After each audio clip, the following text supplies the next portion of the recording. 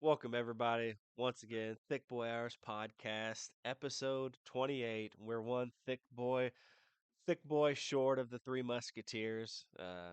Dodgy Yeti, aka Skaggs, is doing the work of the people. He's on call, so he's up north in Indiana doing that. But you still got me, and you still got Q, aka Short Round. How you been, sir? How was your week? Have you been playing any games? I have not been playing a whole bunch of games. I did get there is a new mobile game that I've been running around with, but it's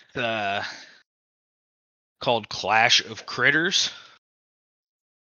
It's been pretty fun. Just another one of those silly creature collector games. So other than that,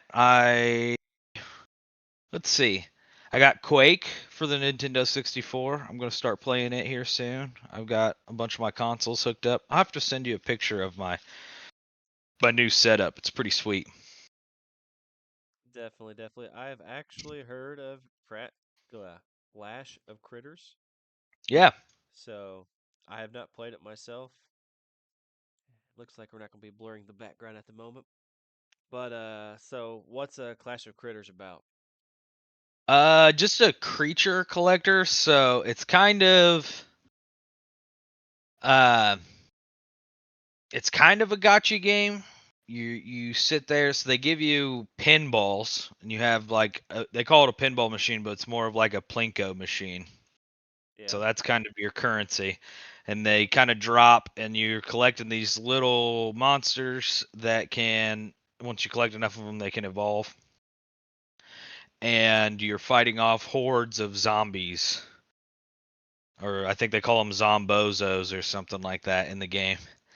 And you just kind of make them fight the zombies, waves of zombies. You get rewards for that. Make your monsters stronger. Just to waste your time when you've got 15 minutes to and nothing else you're doing to play something on your phone. So kind of like the typical Plants vs Zombies, South Park Phone Destroyer, just all like the endless waves of stuff, get power ups or whatever. Yep. Collect them all. Style too with the monsters. So the only reason I started playing it is there is a little dragon monster that eventually turns into Godzilla or a Godzilla knockoff. So All the I cell for phone sure had games to I get it. end up losing a lot of my time in are games like, for example, AFK Arena. And only reason I even started playing that is because it's one of those games that does a lot of crossovers. Yeah. So like when I first started playing, it's like I have a pretty good willpower now, not having to put a whole bunch of money into games. But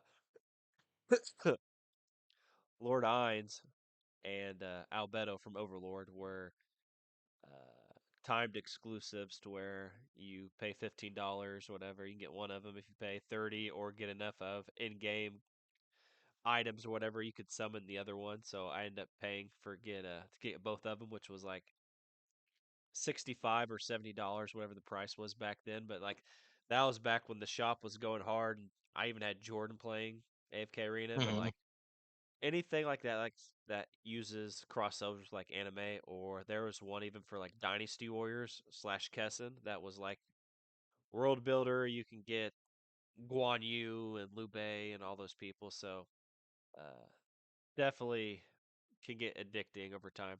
Oh yeah, and it seems like one of those games that will probably have a bunch of crossovers too. From what I can tell, people are really liking it so far. So, As for myself, as you could tell by the way I sound, I've been sick for almost a week now. I've not really played Magic, no Magic news or anything over the past few weeks. Just been kind of chilling at home and spending time with the family and stuff like that. Daughter graduated last Saturday from holy high, moly! yeah, from high school. Yeah, I'm getting old, Wow. son. Uh, Speaking of getting old, it is my 30th birthday yeah, today. So, I was gonna get to that after the intro. I'm It old. is Q's birthday. I should I'm get you a Mega officially old Dragonite now. plushie. As long as it's not Mr. Rhyme, I'm totally good. It'll it'll it'll be like Mega Dragonite, and it's gonna be like a dual plushie where Mega Dragonite's using a move on Mr. Rhyme or vice versa.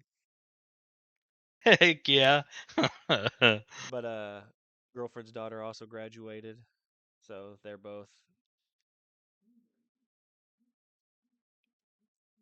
I guess, full adults now.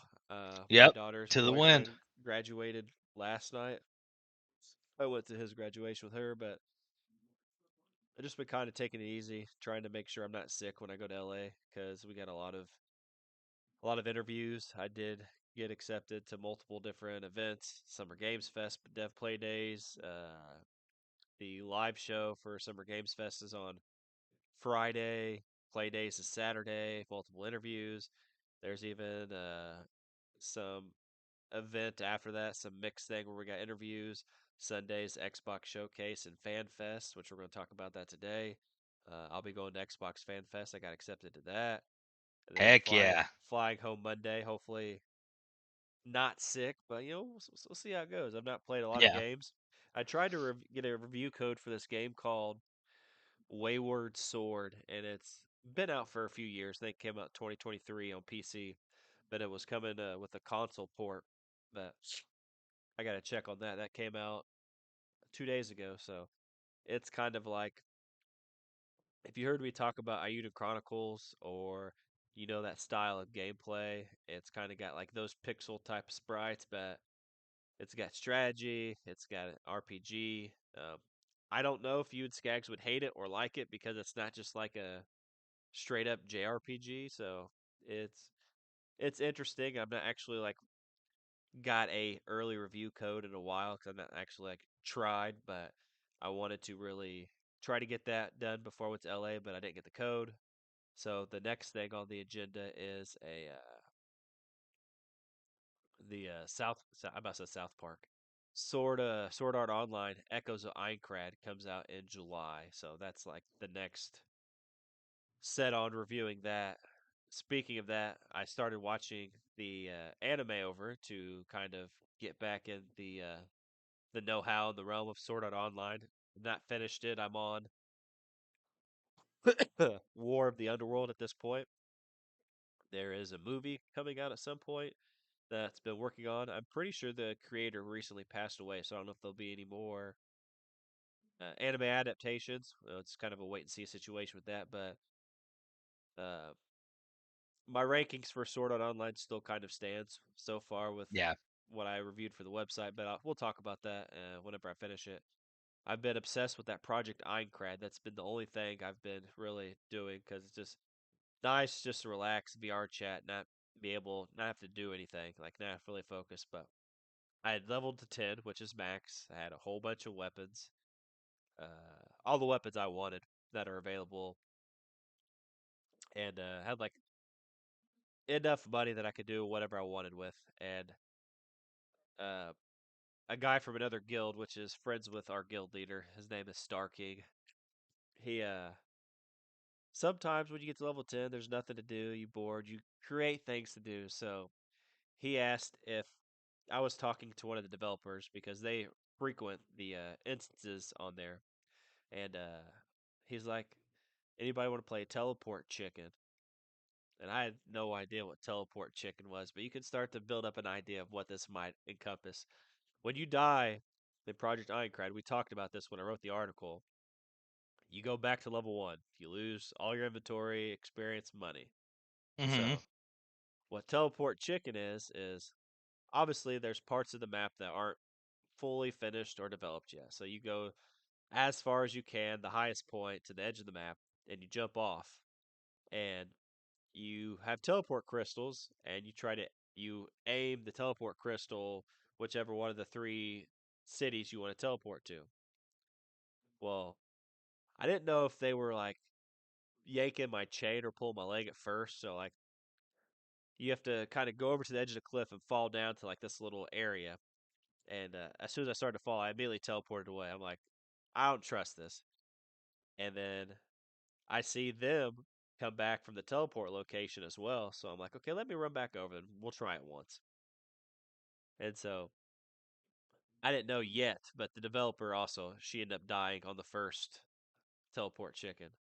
Oh, Unfortunately for her, she's a developer, so she can just spawn all of her weapons. She just has to physically level up. yeah, As for everybody else that had a chance of dying, which I don't know who else died, we lose everything. yeah, We don't get to spawn our own weapons back in. So I dropped down to the platform with Star King and another member from his guild, and I wasn't really paying attention till after the game was over. But like when they jumped off and turned around, so they were facing back towards the town of beginnings. I just assumed that I could jump off and try to aim at any of the three locations. So I was trying to aim at, I guess, a different location they were. However, my teleport crystal did not work. So apparently, I didn't aim at a location properly enough. So I knew. See, because over time, your health starts to drop. And the point is, you want to be the last one to teleport, have like the lowest amount of health. That's how you win. Just like a yeah, normal game of chicken. And I knew, like, well, fuck, my teleport crystal's not going to work. I'm going to die if I don't do something quick. So I tried to shut my headset off because earlier that same night I had I assume it's a Japanese player. The name was Japanese. Like they literally, I ended up getting orange crystal because I killed somebody on accident, and it was an accident. I didn't mean to PK them. There was a new player fighting a boar. They were gonna die, so I was attacking the boar to save the new player, and then somebody else ran up and I hit them once. It was bludgeoning damage. It was like 15 damage, and they jumped in like the little it's like a little moat around the town of beginnings. This other person that's one of my buddies on their galaxy, he's a PKer. He killed that new player. And I got the orange crystal because I dealt enough damage, I guess. So there's this Japanese player that randomly just started chasing me. And like I was level 10, so like I had good enough health regen to where I could just, swipe down, bring him inventory, use a healing crystal, but like I didn't want to just keep using healing crystals over and over and over. So I tried to teleport to a different town. This Japanese player followed me, teleporting to the same towns I was teleporting to. So I shut my headset off, and I knew they weren't going to kill me in time. And I noticed that my headset had an update because when you shut off a MetaQuest headset, if it's an update, it says update and then shut off. So it'll update first, and then it will go into sleep mode or whatever. So I did that, logged back on. I didn't do the update; I canceled. So teleport chicken rolls around. I try to shut my headset off, and while the menu is up asking you if you want to update then shut off or whatever the case may be, the game's still going on. I'm still taking damage. So yeah. I was not quick enough. I died. Oh, Lost all my weapons, all my money, back to level 1. I got up to level 3 before I got off. I was pretty salty. Like I didn't do it right, but it's the risk you take with teleport chicken. So well, teleport chicken. Yeah, I was gonna say that's part of it. shout out to Star King for not dying and whoever the other guy was that didn't. There's like two or three people that didn't die, but next time I know if I'm ballsy enough to play teleport chicken, I need to turn around and face the town that we are the closest town, I guess. So I Yeah, don't know if you like it just doesn't register the other towns because you're like right by the town of beginnings. So like I'd say it's probably about 200 yards away, so like it's fairly close, but all right, yeah. we kept them long enough with Project Eincrad talk. Let's get into the topics. It is unfortunate that Skaggs is not here with us today, as there are quite a few topics that I think he would have some input on. So we're going to start off. There's some bad news. There's some good news. So we'll start off with some bad news. So Lord of the Rings MMO has been canceled by Amazon officially. That was a lot of talk and speculation because New World was canceled. Um, and everybody was worried about if it was going to affect this Lord of the Rings MMO because we haven't had a Lord of the Rings MMO since Lord of the Rings Online. I mean, technically it's an MMO, but it's old. I mean, it's so old that my mom played it years ago. So it's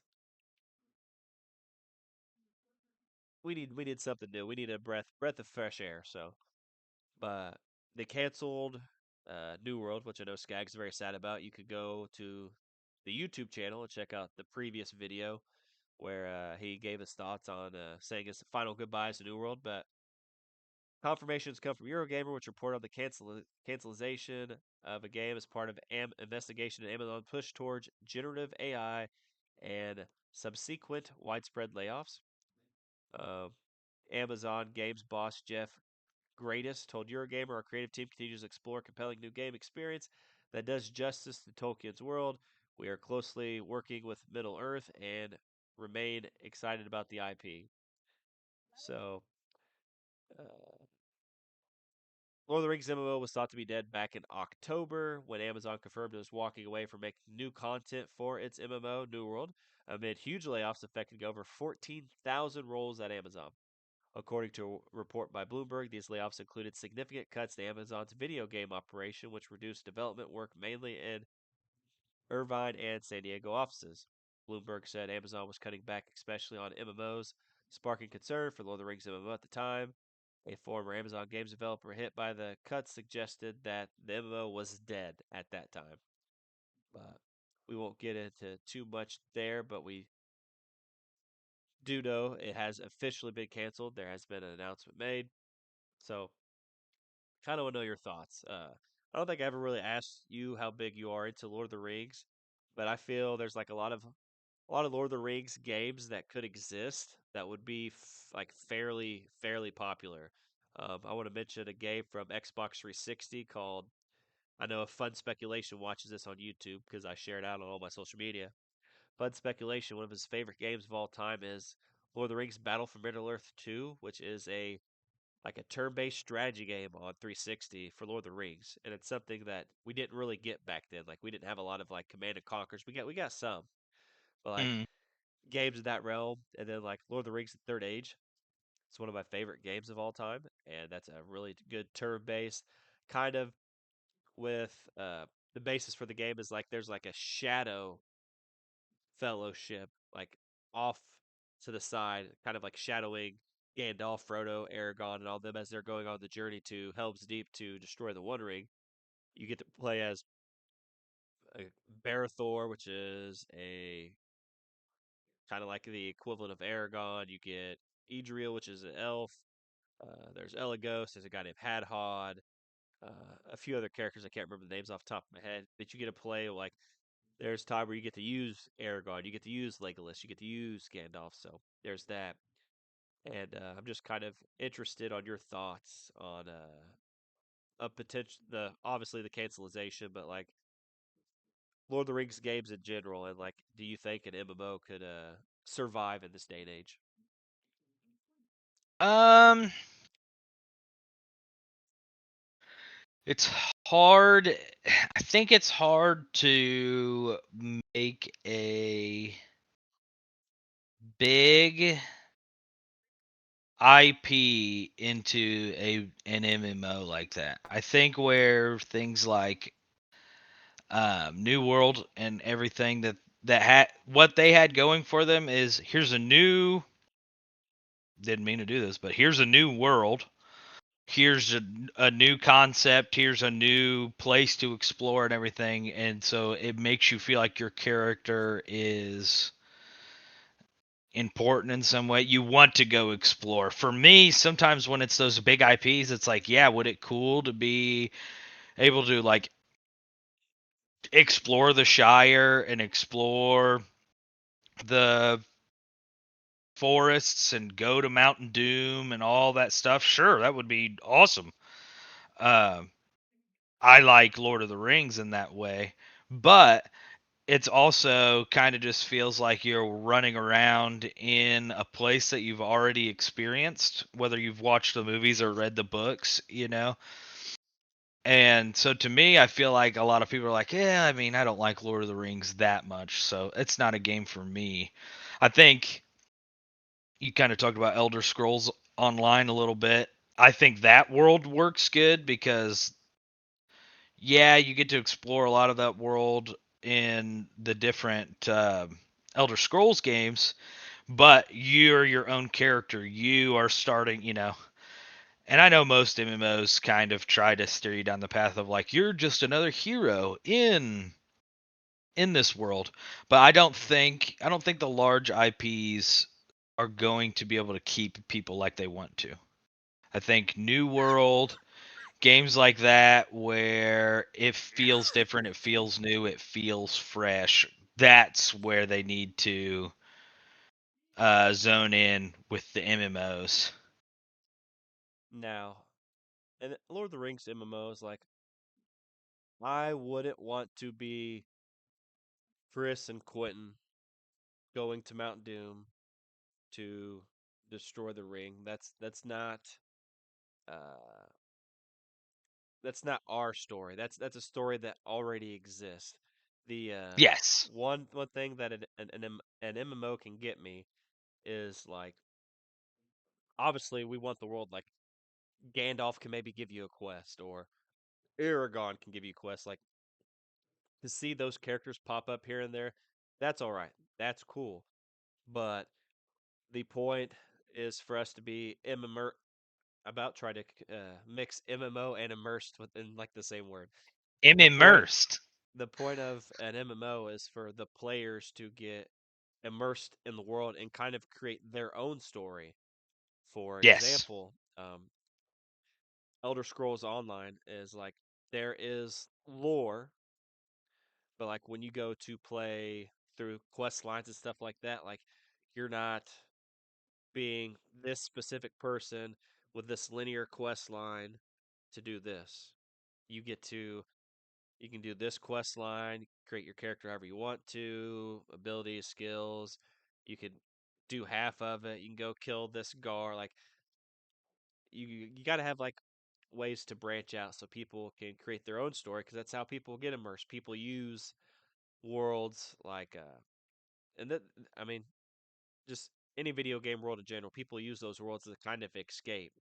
So like allowing a player to kind of create their own experience, world, whatever, do what they desire, not be streamlined to this specific linear thing of take the ring, go to Mountain Dew and destroy it. Now, if you want to have cool quests that involve like lore about the ring, by all means, like that's Yeah. that's completely different. People like finding different lore stuff out, so that's cool. But I kind of agree. Like it's going to be hard for a Lord of the Rings MMO to exist or a any big pop like a Harry Potter MMO or just like any of these big movie franchises, TV shows, just or any video game that you convert to an MMO is going to be hard. They can be successful if done the right way, but it is definitely a task. And MMOs require uh, a good plan, and because MMOs you want to have longevity, and even though it irks me, how they changed like Fantasy Star Online 2 with New Genesis, like the game still exists, people still play it, they still bring out new items, whatever the case may be. Elder Scrolls is still going, it's past 10 years on active. Lord of the Rings Online doesn't even put anything new in it, but some reason people still play it, so they're doing something. So like if you have a good game plan in the long term, that is how you get MMOs to exist and kind of stay fresh and long lasting. Um, I would say I'm probably I can't say this for sure, but in my eyes, I'm probably the biggest D&D fan out of all of our friend groups. That's why I was drawn to Neverwinter. I've wasted countless hours. I played on PC, I played on Xbox, tried out on PlayStation, but like every lore about D&D, Drizzt, Wolfgar, Forgotten Realms, Baldur's Gate, um, the Sword Coast, Menzoberranzan, the Underdark, anything you could think of. Like I love all that, the lore, the characters, everything. And so I wasted so much time. But even someone like me that countless hours, monthly subscription fee.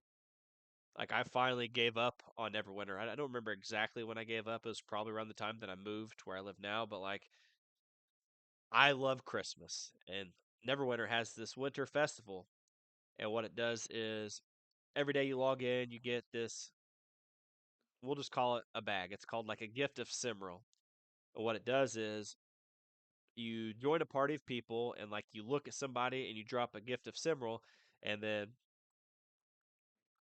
it looks like a lantern going up in the sky, and then stuff or rewards will pop out from everybody else where you can get like refinement points. You can get stars of fortune, which can be used to get mounts, some companions, but you can use them to buy more bags or gifts of Simral.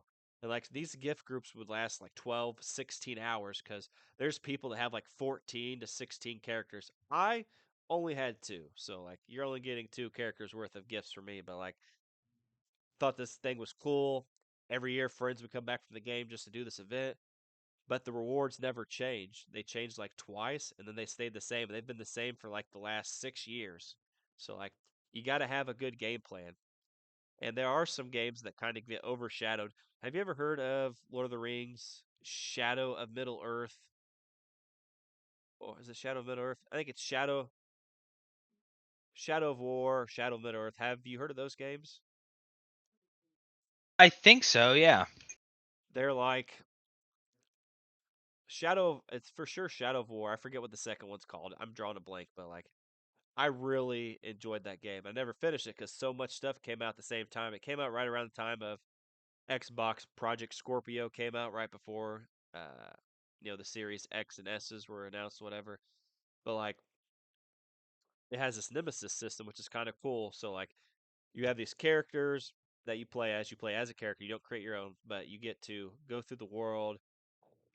You do objectives or quests, and like you can go fight this orc, and depending upon,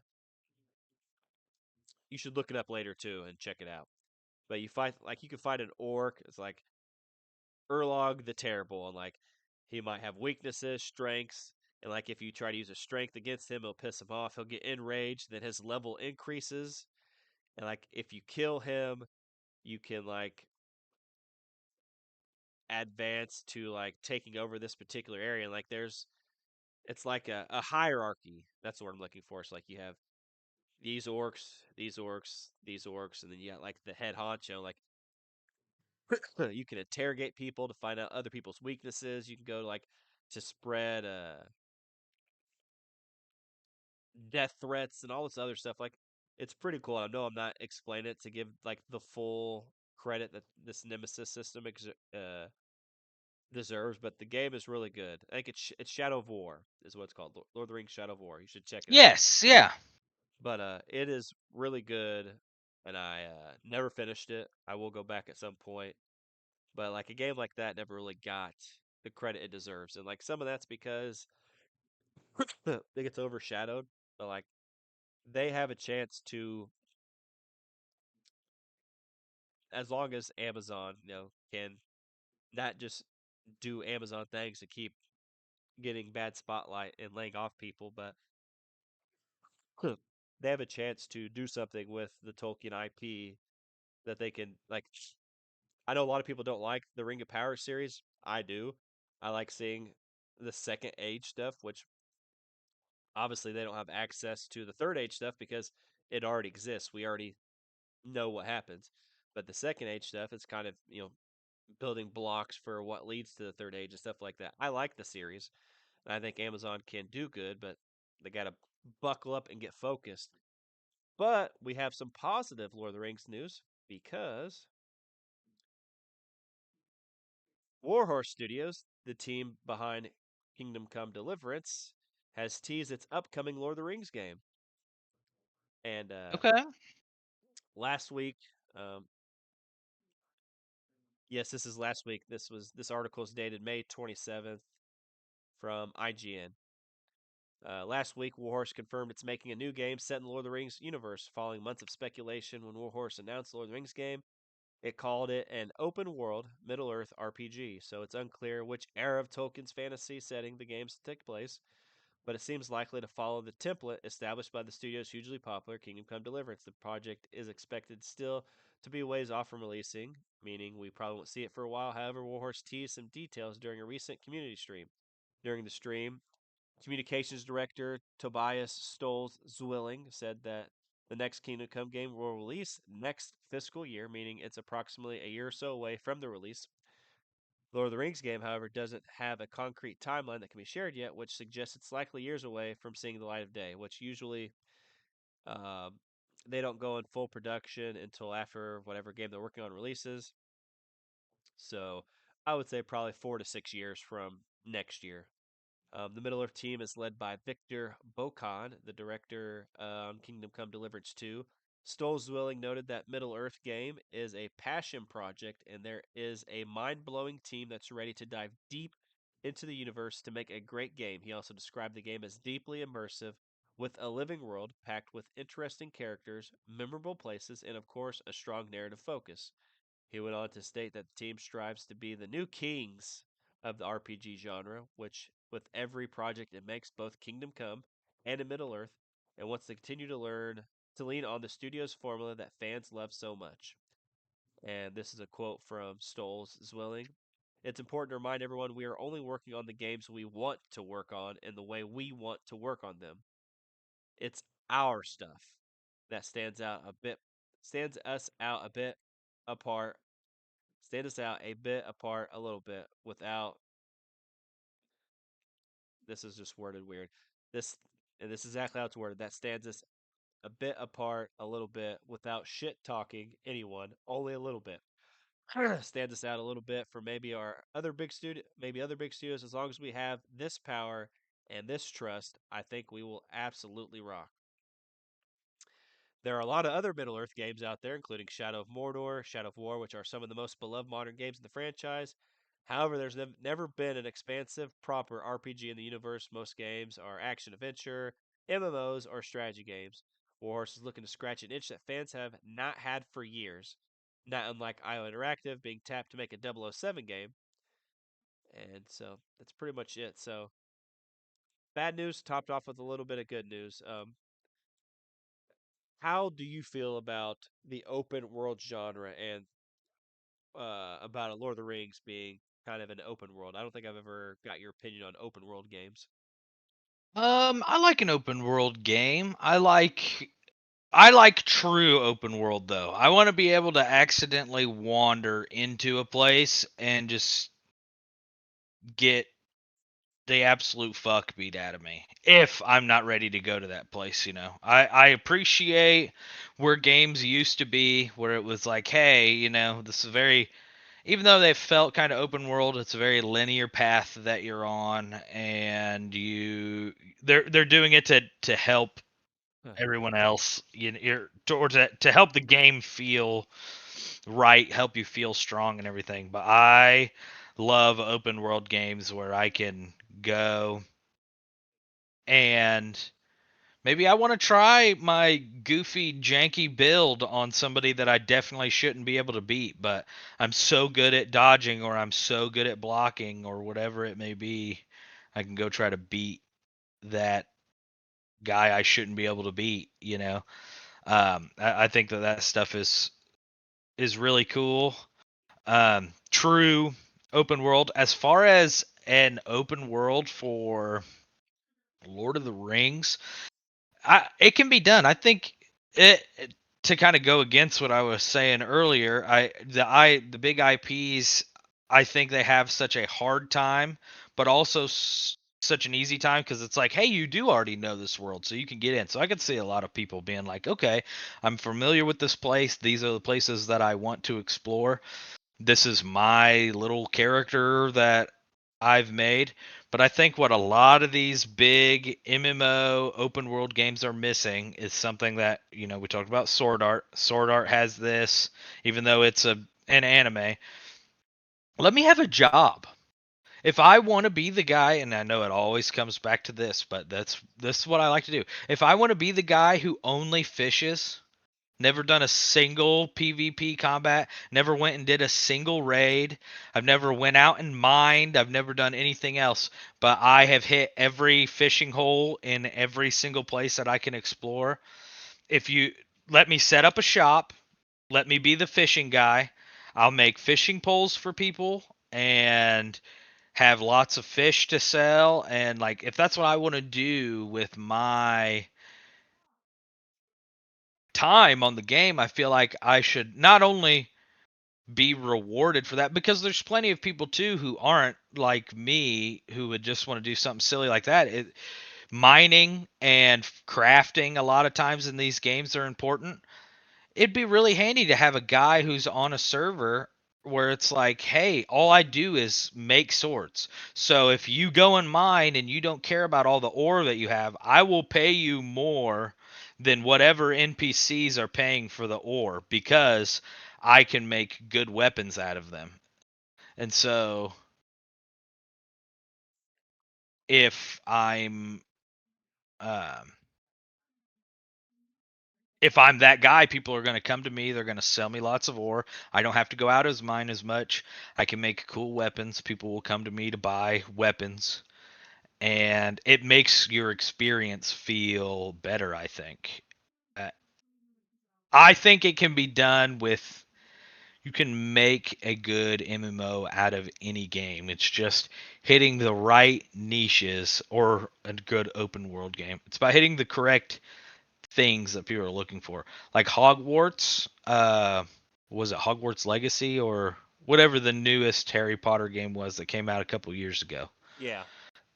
That game scratched a very specific itch that I had of like, yes, we've seen the castle and yes, we've seen some of the grounds and everything, but you hit a certain point in that game where you can get on your broom and literally fly everywhere. You can experience Hogwarts Castle from above. You can get on the roof of Hogwarts Castle. You get to go and see the entirety of Hogwarts, like a full true blue layout of the entire castle. You can go into every common area for each of the houses. You can go into the um, Forbidden Forest and do all of these really cool things. And you're casting spells on people. You're learning the curses. You're doing all this. Like that was the kind of game that they were trying to make was exactly what they ended up making, and it was perfect. So it can be done. And from Magic the Gathering standpoint, people loved the Lord of the Rings set. So there's definitely a lot of people who are into Lord of the Rings to where it has the potential to do good. Would it be something that I would play every day? Probably not. But I don't know. I'm also And it goes that's it not goes go ahead. I just was gonna say that's not my kind of game, so I'm not the most qualified to speak on it. But I've played the games like that before and had fun. So It goes back to what we were just talking about when it comes to like MMOs is like the ability to create your own story.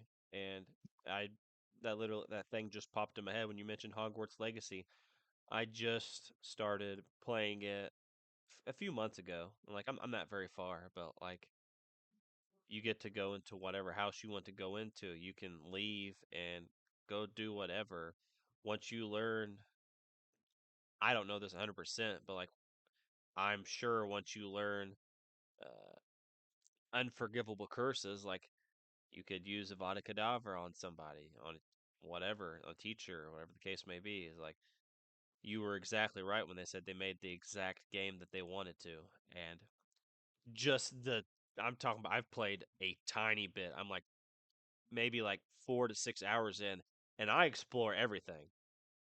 mm, We talked about this when I was playing Expedition 33, and my girlfriend's brother at the time said that Chris hasn't beat Expedition 33 yet, and I was exploring every nook and cranny because I was trying to figure out how the people were like one hitting the bosses and all that stuff. Like I just wanted to see it actually happen in person, so I was exploring nook and cranny.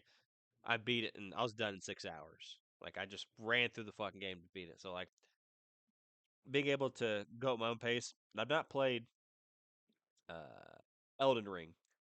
Elden Ring's very good at you can just go this way, you can go yes, this way, or you can go that way, and I completely agree with like you said. Hogwarts Legacy set out to do what it needed to do, and that was to make a unique experience.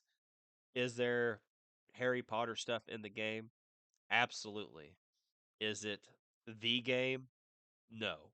So I yeah, always want video games to succeed, even the ones I don't like. I do like open world games, as I can just get lost and spend hours upon hours in the games. Like I still find myself going back and playing Oblivion every now and then, the remaster. So Yeah. hope for their success, and we'll see what they have planned for us. Next up on the agenda, we had a recent Magic the Gathering ban list update. And I know you and Skags aren't fully in tune with like the different formats, but you guys do still play Commander. So, um, no changes in standard. I'm not going to go through and read the article. It's on the Magic the website, so if anybody out there wants to go through and read it, read the full. They give a description on why they banned what they banned, why they unbanned the couple of cards that they did. So you can go back and check it there. No changes in standard. They felt standard was pretty good. There's a big rise of Is It Prowess. However, although with that rise of Is It Prowess, the win percentage of Is It decks is not good. So I'm confused on why people still keep playing Is It decks personally if the win percentage is very low. So I assume I'd want to play a deck that actually wins, but I'm not a pro, so Pioneer, they banned Corey Steelcutter, which is a red equipment artifact that's used with prowess. There's not really any big Pioneer tournaments, so not super relevant besides for Magic the Gathering Online. However, Modern's the main format that you guys used to play outside Commander. One of the main formats that I do play. They banned two cards for Modern. They banned Flage, Titan of Fire's Fury. Boros Energy is I personally don't think it's the best deck in the format. However, it's still near the top of the list, and people are still playing it quite a bit. One of the cards that helps the deck out quite a bit is Flage, and Flage can kind of slot into a lot of red-white decks, any deck playing the colors. While I do think that card particularly is fine, they don't really want to kill archetypes, they just kind of weaken it. So unfortunately, Flage gets the axe there. When it comes into play, it deals 3 damage, you gain 3 life, and when it attacks, 3 damage, you gain 3 life. And it's been getting you can pay the escape cost just like all the other Titans, and they're doing it with Arena of Glory, so it can immediately attack when it comes into play. So you're immediately getting 6 damage and 6 life. Then they ban Lotus Field, which none of us play the deck, but our buddy Cody Woods played Amulet Titan quite a bit. But Lotus Field allowed a bunch of different loop stuff, and Amulet Titan's already a complicated deck to play.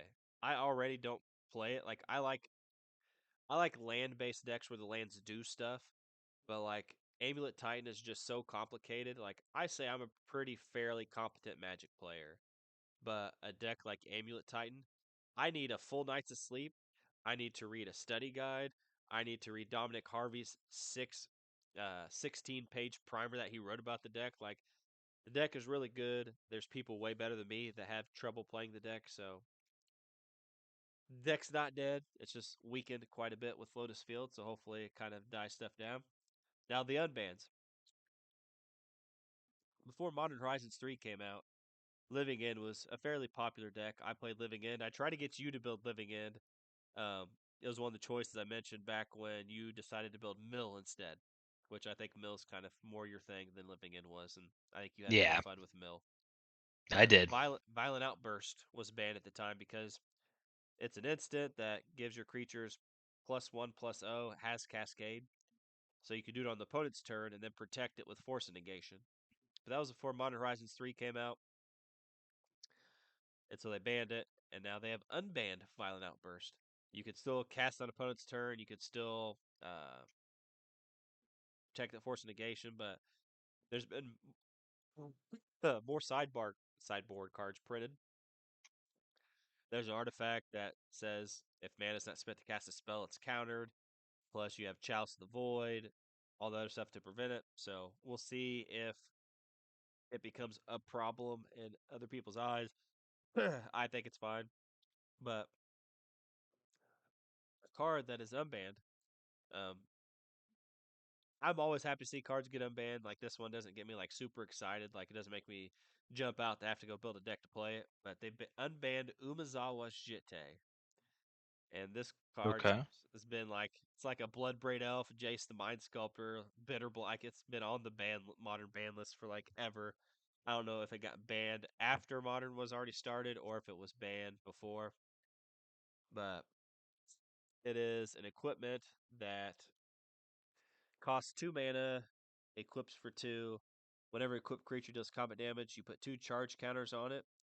You can remove a charge counter to give equipped creature +2/+2 to the turn, give target creature -1/-1 to the turn, or you can gain 2 life. Now, for a long time, a lot of people, the ban list people, would thought that it would kill, creature-based decks. But for some reason, they thought that now's the perfect time to unban it. Still think there's way more cards that can be unbanned. Free Hypergenesis in my homie birthing pod. I'm waiting.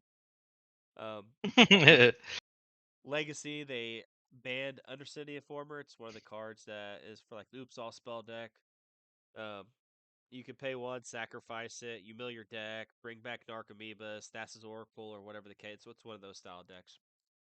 And they unbanned Bonder's Ornament and Popper.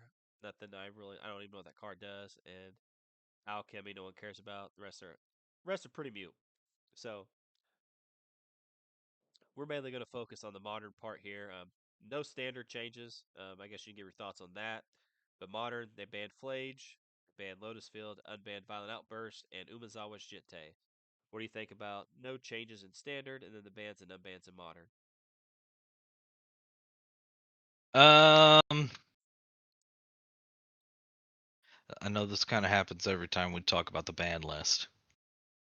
Don't make cards that need to have other cards be banned so that they work. I I don't know. To me, that that's the end of my statement. I can't stand. I could understand if there was a card that was made 25 years ago. That's a random common that nobody has ever used, and because of something that you made that was silly now, turns that random common into just like a very crucial power piece. Sure. We can ban that random common card. As soon as we hit like the era of Oko and whatever the otter's name is, where they're getting banned from formats before the actual physical Lucher cards. Spell Chaser. You're talking about Yes. Lucher. Before the cards are actually able to be purchased, Huh. you're banning them. You have a fundamental problem of about the way that you're making your game. And I think they need to pay more attention to that versus more attention on banning cards that already exist or that they just made a few sets ago or whatever it is. The power creep is ridiculous. Every set of Magic that comes out just gets more and more and more and more ridiculous. Which is fine, I guess, if you're going to go that way, but you're just eventually going to go. I mean, they keep on adding.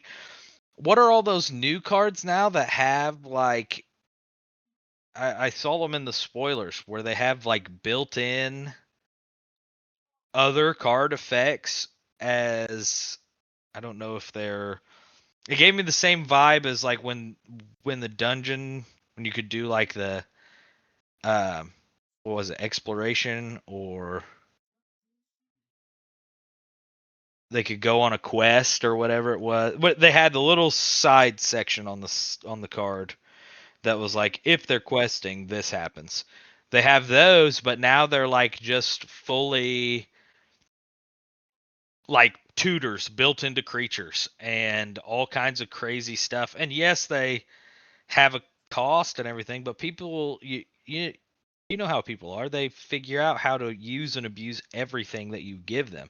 So you to me, isn't it safer to stay on the side of just make powerful creatures that fit the plane that you're on at the moment, or give the right flavor for the plane that you're on, but try not to shake the boat too much to where people are screaming from the rooftops that you need to ban one specific card because you made the synergy too much. So let me ask you this question before I mention the unbans to you again. Yeah, So, what do you think about if the power level is good? Like, power level's fine. It's not too powerful, whatever the case may be. But, yeah. like, a deck gets too popular. Do you think that is still, you think that's an issue on the player's part or an issue on still Wizards of the Coast? But, like, power level's fine. Like, nothing to go. Yeah. Like, we'll say lightning N- bolt for example. Lightning bolt deal 3 damage. Like people Sure. just decide we're all playing lightning bolt in all of our decks that produce red. Is that a fault on the players or is that a fault on that part of fault on Wizards? I think it's a little bit. It's a hard question because I have two answers for it. You cannot blame Wizards for making good, well balanced cards. 3 damage at instant speed for what's a lightning bolt? One, two, Yep, one. one. In a commander deck, that's fine. I mean, if you've got red in your commander identity, 100% you're running a lightning bolt. And all the other equivalent 1 to 2 drop chip in just a little bit of damage here and there cards. So you can't blame the player for playing good cards. You also can't blame Wizards for making those good cards. It's the cards that they make where it's like, okay, now we have a is it creature, red blue, with storm, and you can recur every instant and sorcery from your graveyard, and you have another card out that's like for every instant and sorcery that you've played this turn, you get a red or a blue mana. I'm just making stuff up right Yeah, now, yeah, but yeah. those are the kind of combos that happen in red blue decks. So you create all of these cards over all this long time that are good in their own right, and that sure, if you're playing 60 card standard Magic and you're running mono red, you're gonna run lightning bolts. You're gonna run that stuff. You can't blame the player. You can't blame Wizards. Where I blame Wizards every time is here's a commander that is 4 to 6 drop because that seems to be where they like to float with their commanders now. That has this crazy ability that gives you like triple, double, triple, quadruple the benefit of all of those cards. It's one thing to drop a lightning bolt, use your commander's ability, be able to bring the lightning bolt back out and bolt something else. I think that that's balanced and fair at a certain point in time when you're 6+ mana into the game, 4 mana into the game. Sure, something like that feels normal and everything. But okay, here we are. We're storming. I've dumped every instant and sorcery spell that I have into my graveyard because I have a bunch of draw. And now when my commander hits the field, I get to pick everything that has, everything that's an instant and trigger all that shit again. That's where we're missing the plot. That's where it makes it not fun. And that's what makes people build the same decks. Be that commander, be that 60 card, be that anything. That's where I put the blame on Wizards because you can't blame people for playing the cards that you give them. You can blame Wizards for building cards that make people make the same deck because there's no other option. Of course, if you're going to a big tournament, I'm going to play slivers every time, but it's because I have no skin in the game and I don't care, and that's the deck that I like to play. You got all these other people who are like, I'm here to win. I'd like to place. I want to be in third or above. I want to be there on the second day in these big tournaments. You're forcing their hand. You're creating an environment where I have to play this deck with these cards or very minor variations of that deck with pretty much the same cards because I will not have a chance in any other capacity. To So the long answer is Wizards is to blame. to be But fair, also, I think someone like you mentioned slivers, is going to a tournament that uh, you're going to play in. yeah, You could play the best deck, but if you don't know how to play the best deck, playing something that you're comfortable with, and I think literally there's no one that knows slivers better than you because you have all the there's slivers, you've played slivers forever. I would be confident in betting that you are probably top three people that I've ever talked to that knows slivers, knows how to play slivers, knows what to do with slivers. So I think playing a deck you're comfortable with is also a big point. oh yeah. But the unbans real quick. We had Umazawa Jite unbanned and Violent Outburst is unbanned. So what do you think about the unbanned specifically now? Uh I'm pretty sure I've said this before too. I think the unban is kind of silly as a concept because if we're just putting them back up onto the board to be unbanned now, that's another thing that's leading me to believe that maybe I've never outright said this before, but I've implied it heavily with the way that I talk about this. I feel like what they're doing is they're creating these cards knowing that they're overpowered, not really caring about the power scaling of the cards that they're making, and then they will strategically ban things that would make them too good, the new stuff that they're putting out too good, and still keeping the game balanced in quotations, whilst knowing that they're already 3 to 5 sets ahead. They pretty much know what cards are that they're printing in those.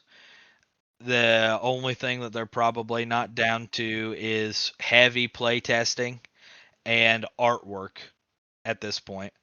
So when they ban those cards, they know, well, it'll feel really good here in 4 sets from now when we come back and we unban some of these cards that we've put on the ban list because we're going to put out new stuff that will rebalance those cards.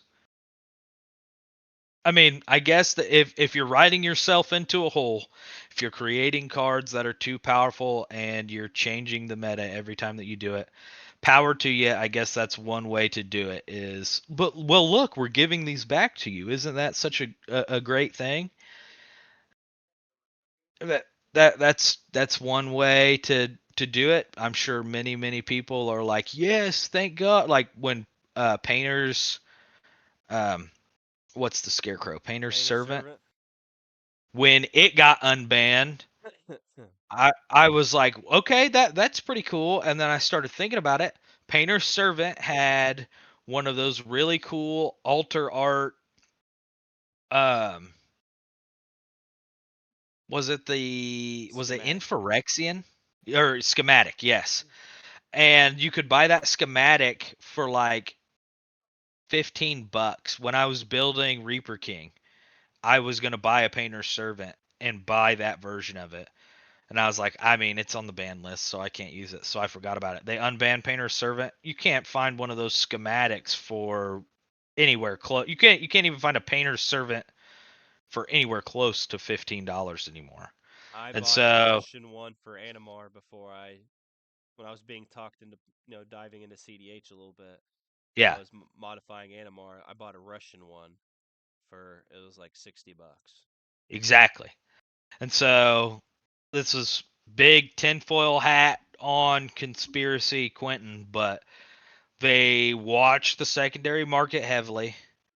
They watch all of the decks that people play yearly. They take lots and lots of really good data on all of those things, and they systematically release sets and cards to take out stuff that they don't want to see anymore, make sure new cards that they put out are getting lots of play, and they will unban or ban things to keep the secondary market in some kind of good flow state and check that they want to see.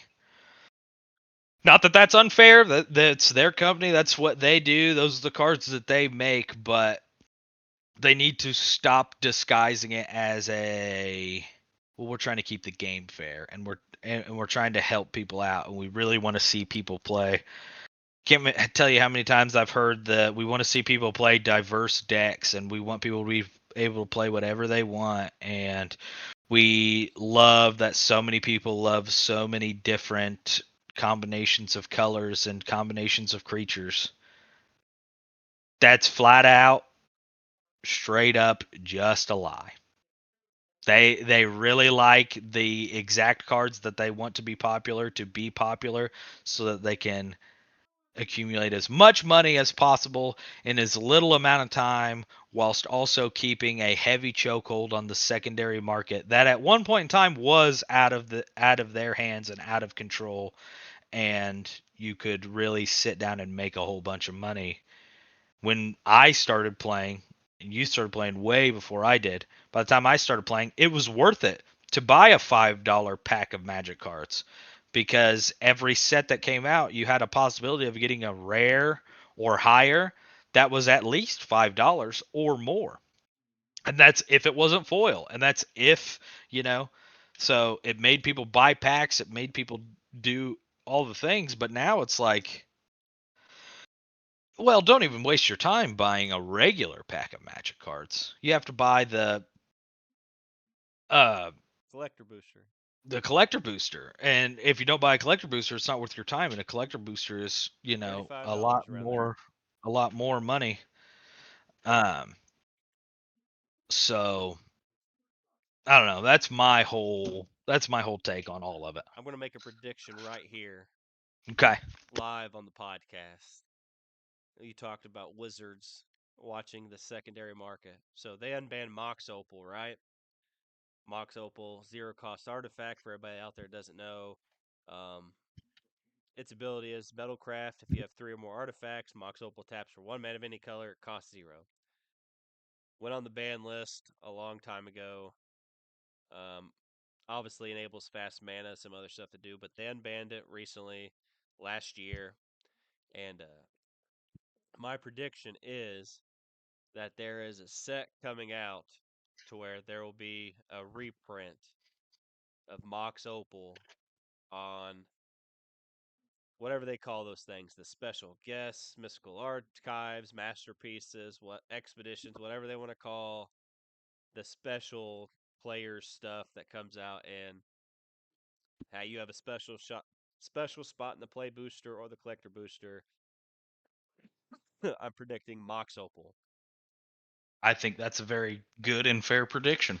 because Mox Opal, I don't know the price right now, but it's like 160 or 180 bucks, which is nuts.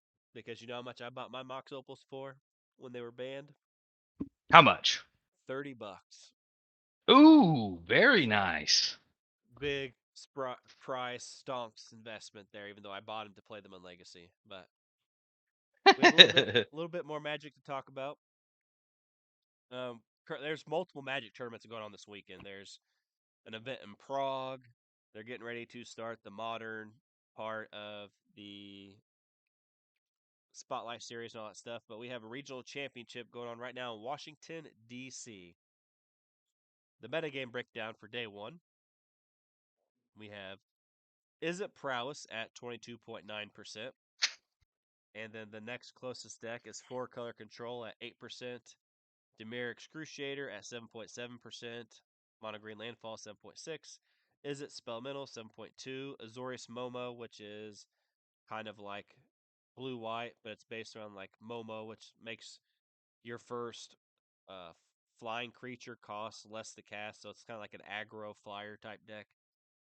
Then Mardu discard at 5.2, Selesnya landfall 5.1, Is It Lessons 4.4, Jeskai Lessons 3.2, Azorius Prison, which is something I didn't think I'd ever say for standard, 2.3%, and then other is 29.8%. Now, before we really jumped into this, we talked about is it being when we're talking about standard, and I said there's no changes. They talked about is it being the air quote boogeyman of the format. However, is it prowess and the is it decks in general are losing a lot. And to me, before I pass over you, to me that's kind of just weird because you would think a popular deck like that. Don't get me wrong, people are building sideboards and stuff for popular decks, but even when you build a sideboard for a deck, you're not guaranteed to beat that deck. Yeah. And is it has been popular for a long time, but to see 22.9% and the next closest archetype is 8%. I mean, technically 29.8 other, but that's not an archetype. That's just all the other decks. To lose, have a big losing percentage is very weird to me. So I'm curious on what you think about the Is It decks being so popular yet losing so much, and the rest of the metagame, which seems to be pretty fairly even. Uh, hmm. So what exact why are the Is It decks so popular? Is there just a certain combo that really pops off? Well, it kind of started with Is It Lessons, which was at that point a deck that a team discovered. Like it wasn't on anybody's radar. That was when the Avatar set came out Uh-huh. and Grand and all that stuff. So the lesson cards and like a pro team played it. One of the worlds and one of the and like they did fairly well. And then one of the people that played the deck from that team, Seth Manfield, won worlds. And then so anytime a deck does very good at any Magic tournament, like other people are going to pick it up. Like I don't think it's that's like any particular like combination of cards, but like the Izzet cards in Mechalaya, like they're good, but it's just weird that they have such a big losing percentage versus their win percentage. Yeah. Hmm.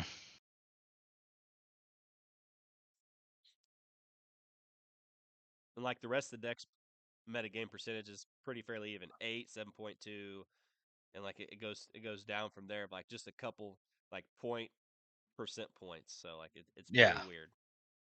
Yeah, sounds like, and I know you've talked about this before. It might just be a player issue.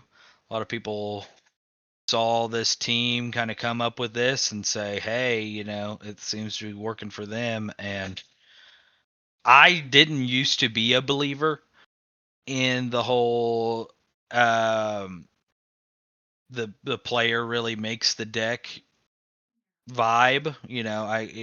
To me, Magic is magic. But um,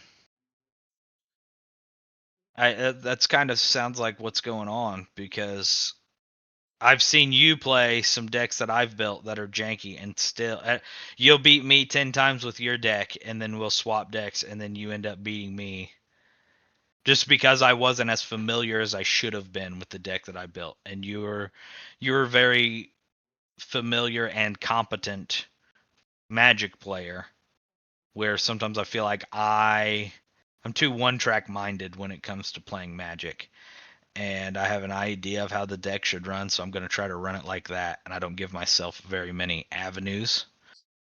And that can be a detriment sometimes if you believe that your deck can only do one thing or it's only built to do one thing, and you don't give yourself any space to kind of broaden your outlook on how your deck Yeah. could be played in a certain situation. You can come up short. It could also be specifically prowess is the most popular is it deck and like prowess all decks can be complicated in their own ways, but prowess seems to be it's kind of an aggro deck. Play a little creature, pump the team, play a Yep. few spells, pump them more, attack with bigger creatures. Like maybe it's a lot of people kind of gravitating towards what they think is an easier deck, Yep. but these prowess decks are not just monetary swift spear, just the typical prowess creature. Don't get me wrong, swift spear I believe is standard legal, but these are like play the enchantment Storm Chaser's Talent, which is a blue enchantment that makes an otter with prowess when it comes into play. And there's times where you got to bounce that back to your hand with your own spell to draw a card, and then replay it to make another otter. And then you got to know when to. It's one of the enchantments that you kind of level up or whatever. A saga. Is it a saga? It's not a saga, but it's one of the enchantments that you can level up. And Yeah. you gotta know when to level it up to get the instant or sorcery back from the graveyard that you need to go on with your game plan or whatever the case may be. So it could be a situation like that, and just people not fully understanding how the deck works. But the rest of the meta game is pretty much on par with each other for the most part. I know a lot of people are scared about landfall, but like I said, landfall is not even the most popular deck. So, Yeah. but moving on from Magic, time to talk about some Xbox stuff.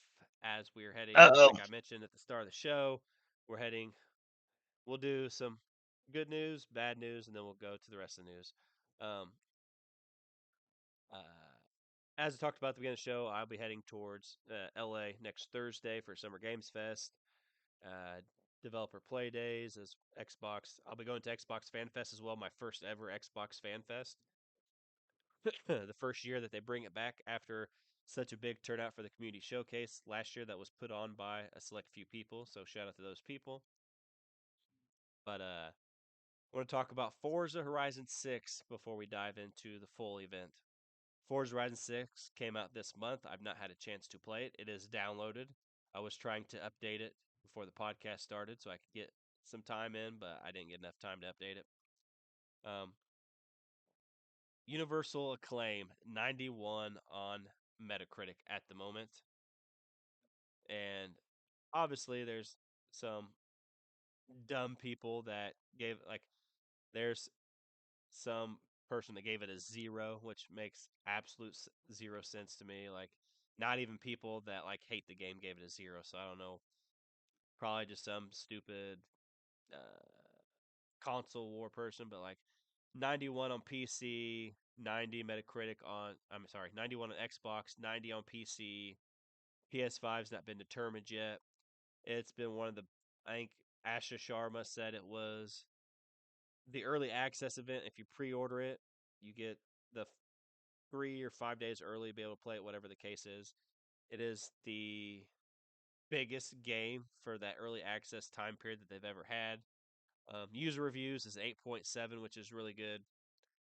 So before we get into Xbox showcase and the little bit of the bad news, what do you think about the success of Forza Horizon 6? I know you and Skaggs aren't super big into racing games. However, you guys did talk about a racing game set in Tokyo with different like backgrounds of like the different Japanese culture and stuff like that would be really cool. So I'm curious to hear your thoughts on the good Metacritic score and what you think about Forza Horizon 6. Um, not the biggest racing, like you said, not the biggest fan of racing games, but I do appreciate. I used to play a lot on like PlayStation 2 back in the good old days when you just played whatever your grandma bought you and you were happy about it because you were at least getting to play some video games. And I remember having lots of fun on the racing games. I just think I haven't looked into Horizon 6 very much. Is there pretty heavy customization? I haven't got to play a lot of it, but I assume there's like customization. I can't be fully Sure. 100% on, but like you can go anywhere off all the roads, the mountains, whatever the case may Yeah. be. I assume based off previous Horizon games that there is some customization, but I don't know how much. Yeah. I think where those games have the ability to shine and would shine a lot more is if I'm not talking like you need to be able to customize the car and put a bunch of stupid stuff that doesn't belong on those cars, but like each model, each individual vehicle, be able to customize it in a way that makes it feel good for you. Just all of the normal, you know, the normal things that you ask for in a game. And in my book, that would make a really good. I'm not a racer game player, but in my book, that would, if I can paint the car whatever I want, if I can, if you give me the option to put stickers on my car and I can put them wherever I want within reason and everything, and it feels like I'm racing a car that I made, that would feel good to me. I do know that based on Forza Horizon 5, like there's I don't want to call it a lottery, but like you unlock certain cars and stuff like that. I'm sure there's like decals and stuff like you mentioned. So I am ready, definitely ready to dive in. Like I said, I've been obsessed with Project Aincrad. I do plan on playing some Horizon 6. I do need to level up in Aincrad again, unfortunately. So we'll see how much. But shout out for Forza Horizon 6 and Playground Games for putting out another great Forza, this one in Tokyo. I'm interested to see the legendary Shibuya Crossing, and if I can, as someone who just recently became a Yakuza fan a few years ago with Yakuza 7 Like a Dragon, to see some of those legendary Japanese locations that you got to see in that game, if those exist, like there's a shitload of roads in this game that you can explore, and it's more than Forza Horizon 5. And I didn't even explore three-fourths of the roads in Forza Horizon 5. So I'm big on. We've talked about this before in regards to anime. I'm big on lore. Kind of want to know like all the different little intricacies and stuff like that. So I'll definitely be exploring as much as possible. But with good news, sometimes there's bad news. I know this one, Skags would be kind of sad about this one, but it's not super bad news. But Xbox, and this is Xbox Twitter post. I could have read an article, but I'll just read the post directly from Xbox, which ironically, I know the person that does these posts from Xbox, which is kind of funny. This year is packed with incredible games for Xbox players to enjoy, from Halo Campaign Evolved, Gears of War E-Day, Call of Duty Modern Warfare 4, to Control Resonant, Star Wars Galactic Racer, and Grand Theft Auto 6 in order to plan our game launches through the holidays in a way that works best for all players. We're moving Fable to February of 2027 so it can have the dedicated moment it deserves. We're excited to be giving players a major look into the new Fable as well as the broader lineup at the Xbox Showcase on June 7th. Now, a lot of people were thinking about this as like, we all know GTA 6 is like going to be I don't even like Grand Theft Auto like that anymore. Like I did on PlayStation 2, I like San Andreas, Grand Theft Auto 3, but like I barely played Grand Theft. I don't even think I played Grand Theft Auto 4, and I barely played 5. But any game that's around Grand Theft Auto 6 is going to get like zero playtime or zero traction. So Yep. I understand why they moved it to February. Um, they didn't want to move it to like December because holiday releases for games just aren't very good historically. It doesn't matter what the game is. Usually, a lot of games do not release in December. Some do, but like it sucks that it's getting moved. But we have Grand Theft Auto 6's delay to thank for that from last year to this year. So obviously, I know Skaggs is going to be kind of sad when he sees this, but I know the first pod back when I come back from LA, we'll obviously talk about my trip and our thoughts on Fable.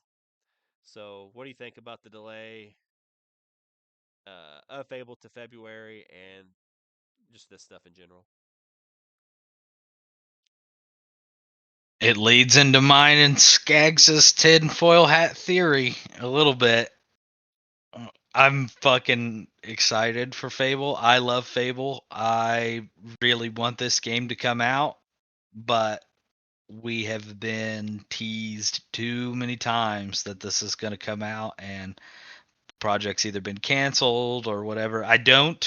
I'm on your boat now that I don't necessarily think it's going to be totally canceled now.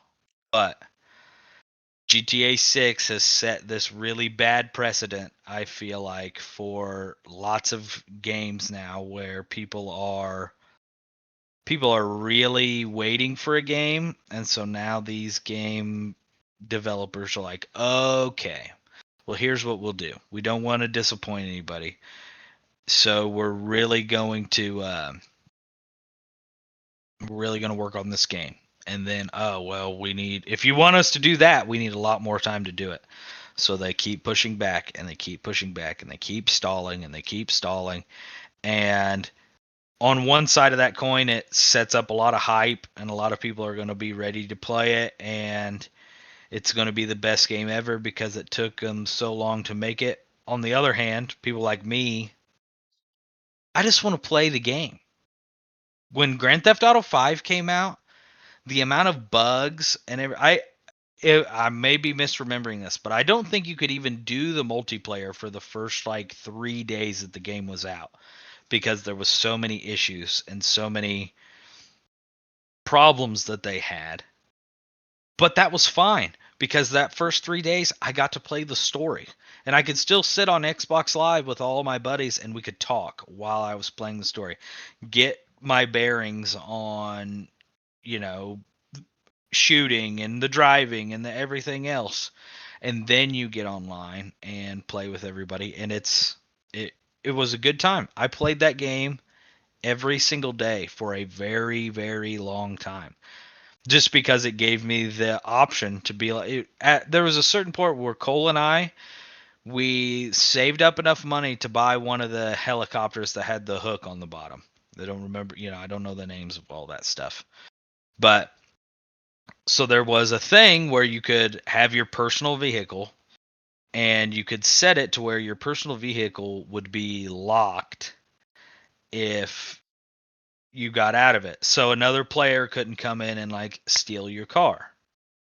So if people forgot to do that, you could hop in and steal their cars and do whatever with them. Well, if you stole somebody else's car and you were driving around and you wrecked it, crashed it, exploded it, whatever, if you threw a C4 on somebody's car, when you destroyed it, it would take your money because you destroyed their car. Now they would still have to pay to have it fixed and brought back and everything else, but like it would take money from you, and then the people would put bounties on you and people would come and get you. So me and Cole saved up our money.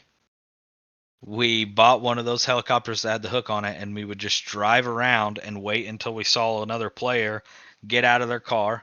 We would swoop in, we'd hook up their car, drive it to the nearest ocean or waterway, and just drop their cars in the water.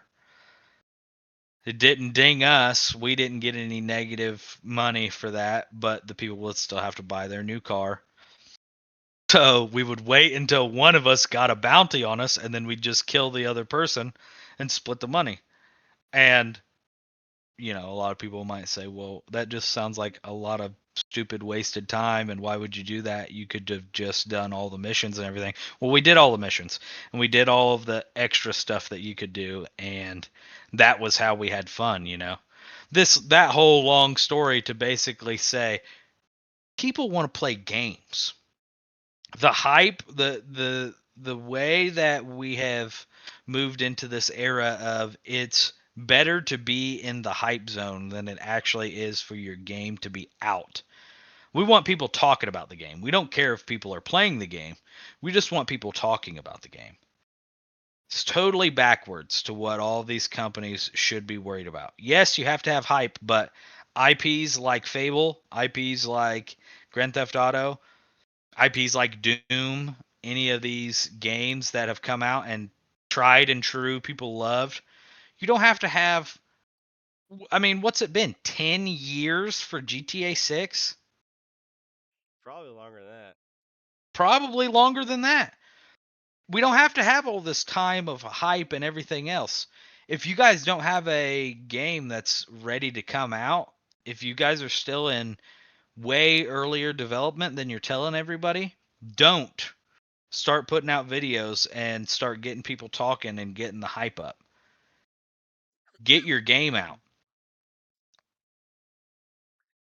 Yeah, I'm sure at some point I'll probably play GTA 6, but I've not been a GTA person since like the old days. Like the multiplayer just doesn't really pull me in for GTA. Yeah. But kind of figured once we got a finite date for GTA of some games might get pushed back, and Fable is the one that was the latest to release in the year. Obviously, it doesn't want to release around Call of Duty either, so Call of Duty Black Ops 4 we know is taking place in Korea, I think, and we get a showdown between Call of Duty between I think it's Price and Ghost And maybe. Ghost. Yeah, Yep. so that be interesting to see that story or whatever is going to unfold with that. Obviously, we talked about a couple pods ago about them pulling Call of Duty from Game Pass day one when it comes out. So we'll see sales of Call of Duty, see how that turns out. But um, we have the rest of the Xbox showcase. We know we're going to see something uh, Halo campaign evolved, Gears of War E Day. There's even a second like in-depth show for Gears of War E Day.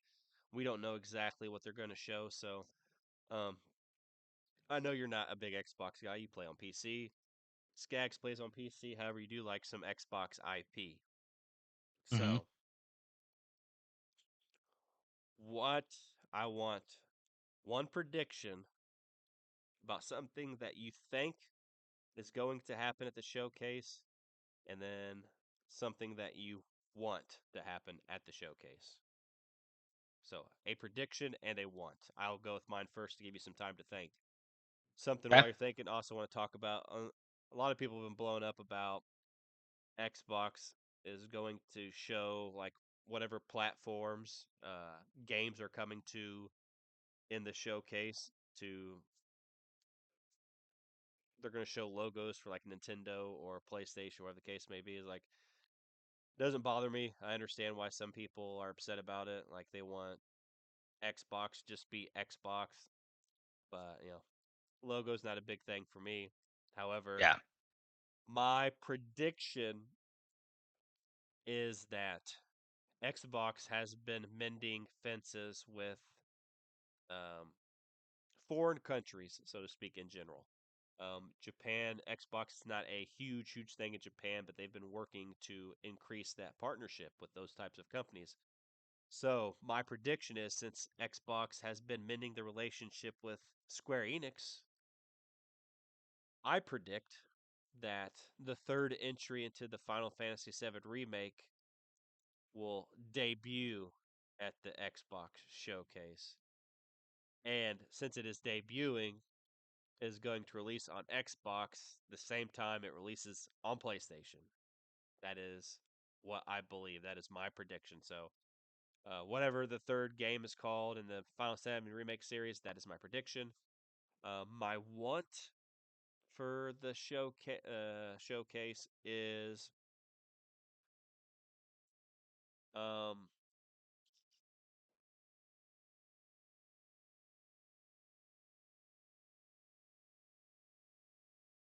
that is a more difficult one. I don't think it will happen, but I want. Well, that can't happen because it's only on PC and phone. Um, I want them to spoil that Suikoden Starleap is coming to consoles and Xbox is the first one to debut a console port.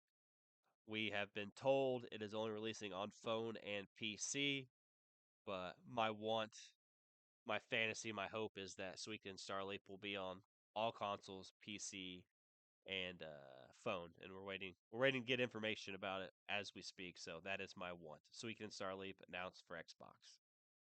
All right, one prediction queue and one want from the Xbox showcase.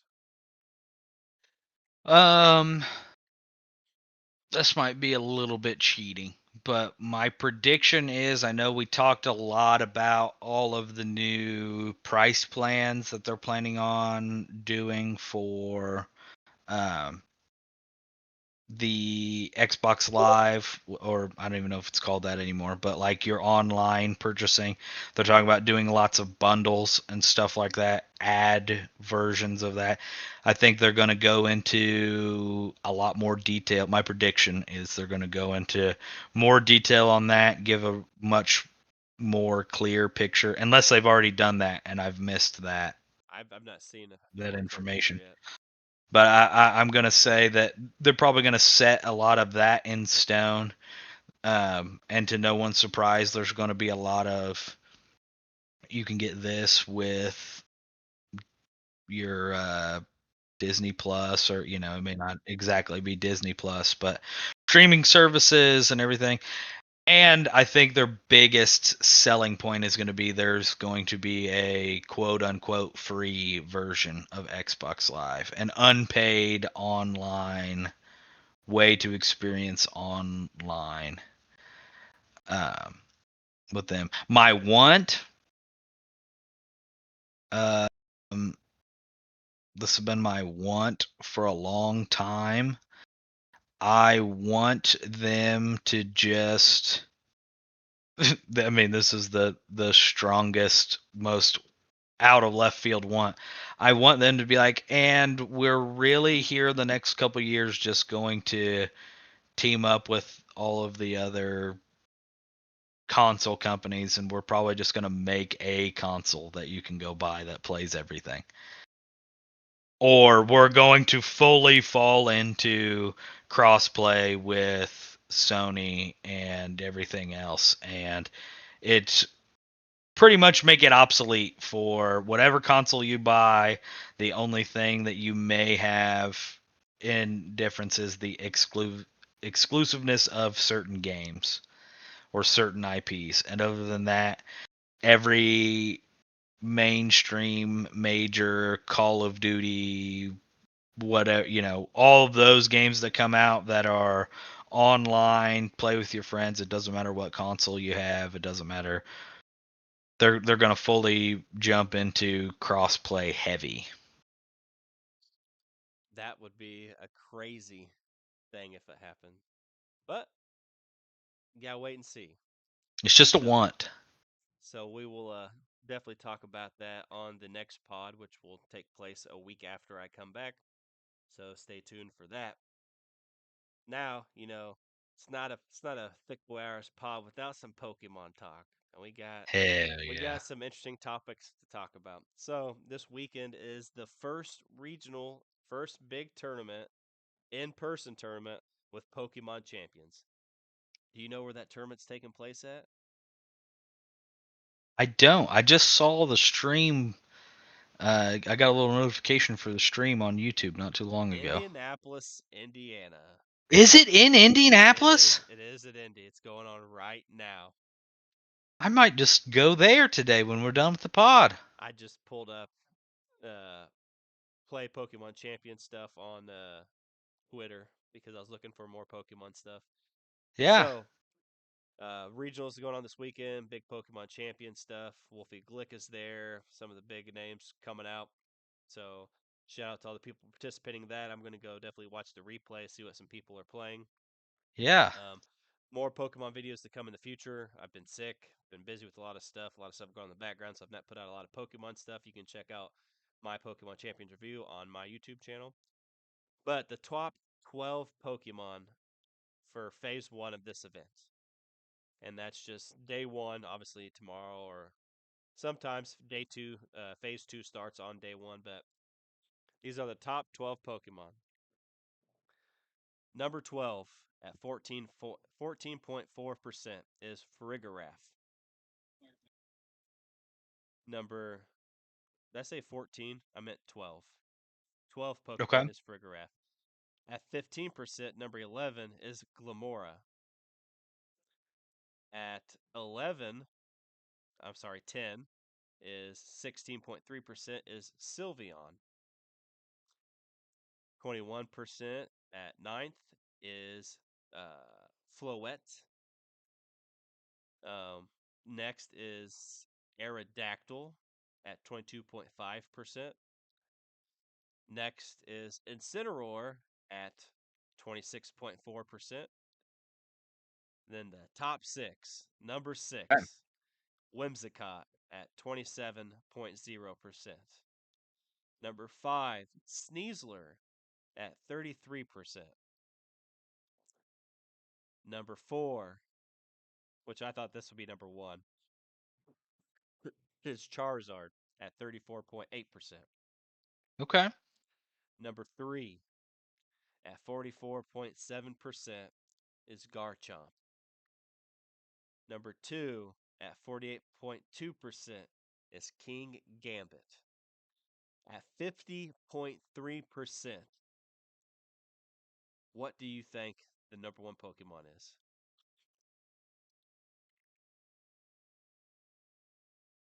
I'll give you a hint. Okay. It is a water and a ghost type. Water and ghost. Is it Jellicent? Isn't It's that the only water ghost? it is not. It is Basculegion, Basculegion. I forgot he was ghost. which I didn't even know what generation he came from. I didn't know this Pokemon, King Gambit and Basculegion and Floette. I didn't even know existed. I'm gonna be honest. I'm not gonna lie to you. I'm not gonna front. I didn't know those Pokemon existed until this game. Really? I didn't know. No, I had no idea. What games are Basculegion, King Gambit, and Floette from? King Gambit is from Scarlet and Violet. Never seen them that I remember. Basculegion is from Arceus, the new Arceus game. Okay, that makes sense And why I haven't seen them. then Floette is from Black and White, Okay, Black and but White Pokemon. that I think that version of, is it the black and red flower Floette, or does it Yes. just have like, yeah? So that version is Z's Floette. So Okay. that's like a special one. I don't know if you can even get it or not. So what do you think about the top 12 Pokemon for the first official in-person Pokemon Champions tournament? Um, I like that. I like that spread. I think that's a lot of Pokemon. That this is one of the rare instances of there being a benefit to a small pool. I think making people think outside of the box. It's making people use Pokemon that they potentially would have written off in any other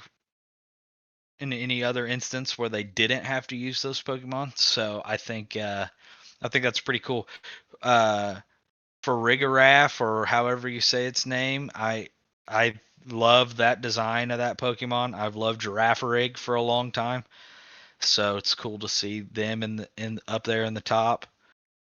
Garchomp is a little unexpected, but he must just be putting in a whole bunch of work.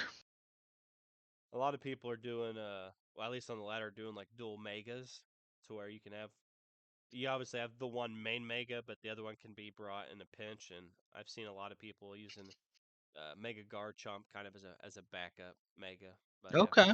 I was definitely surprised as well. But um, I'm excited to see how Pokemon Champions turns out for in-person tournaments. I still have a lot to learn. Like I'm still using the same Blastoise team, which I will be using in an upcoming video at some point. Teams. I like the team. It's easy, but I need to branch out and actually make my own team without any assistance from other replica teams. Yeah. Next bit of one thing I follow on Twitter is Central Leaks. Is where I get a lot of my Pokemon leaks and Oh, stuff hold from. on 1 second. I have a question. Do you think, because we were kind of talking about this with Magic, do you think they're going to treat champions in the same way that as they add new Pokemon, they're going to remove access to some other Pokemon in a way to balance the game. I think at some point there might be different regulation types like they do now. I don't think it will be Yeah. like I mean, I guess technically it's a restricted list. There's restricted Pokemon, but Yeah. I don't think it'll be nowhere close to Magic. I think as they add more over time, obviously the popularity is going to go towards people trying out all the new stuff that gets put into the game, items, Pokemon, stuff like Yeah. that.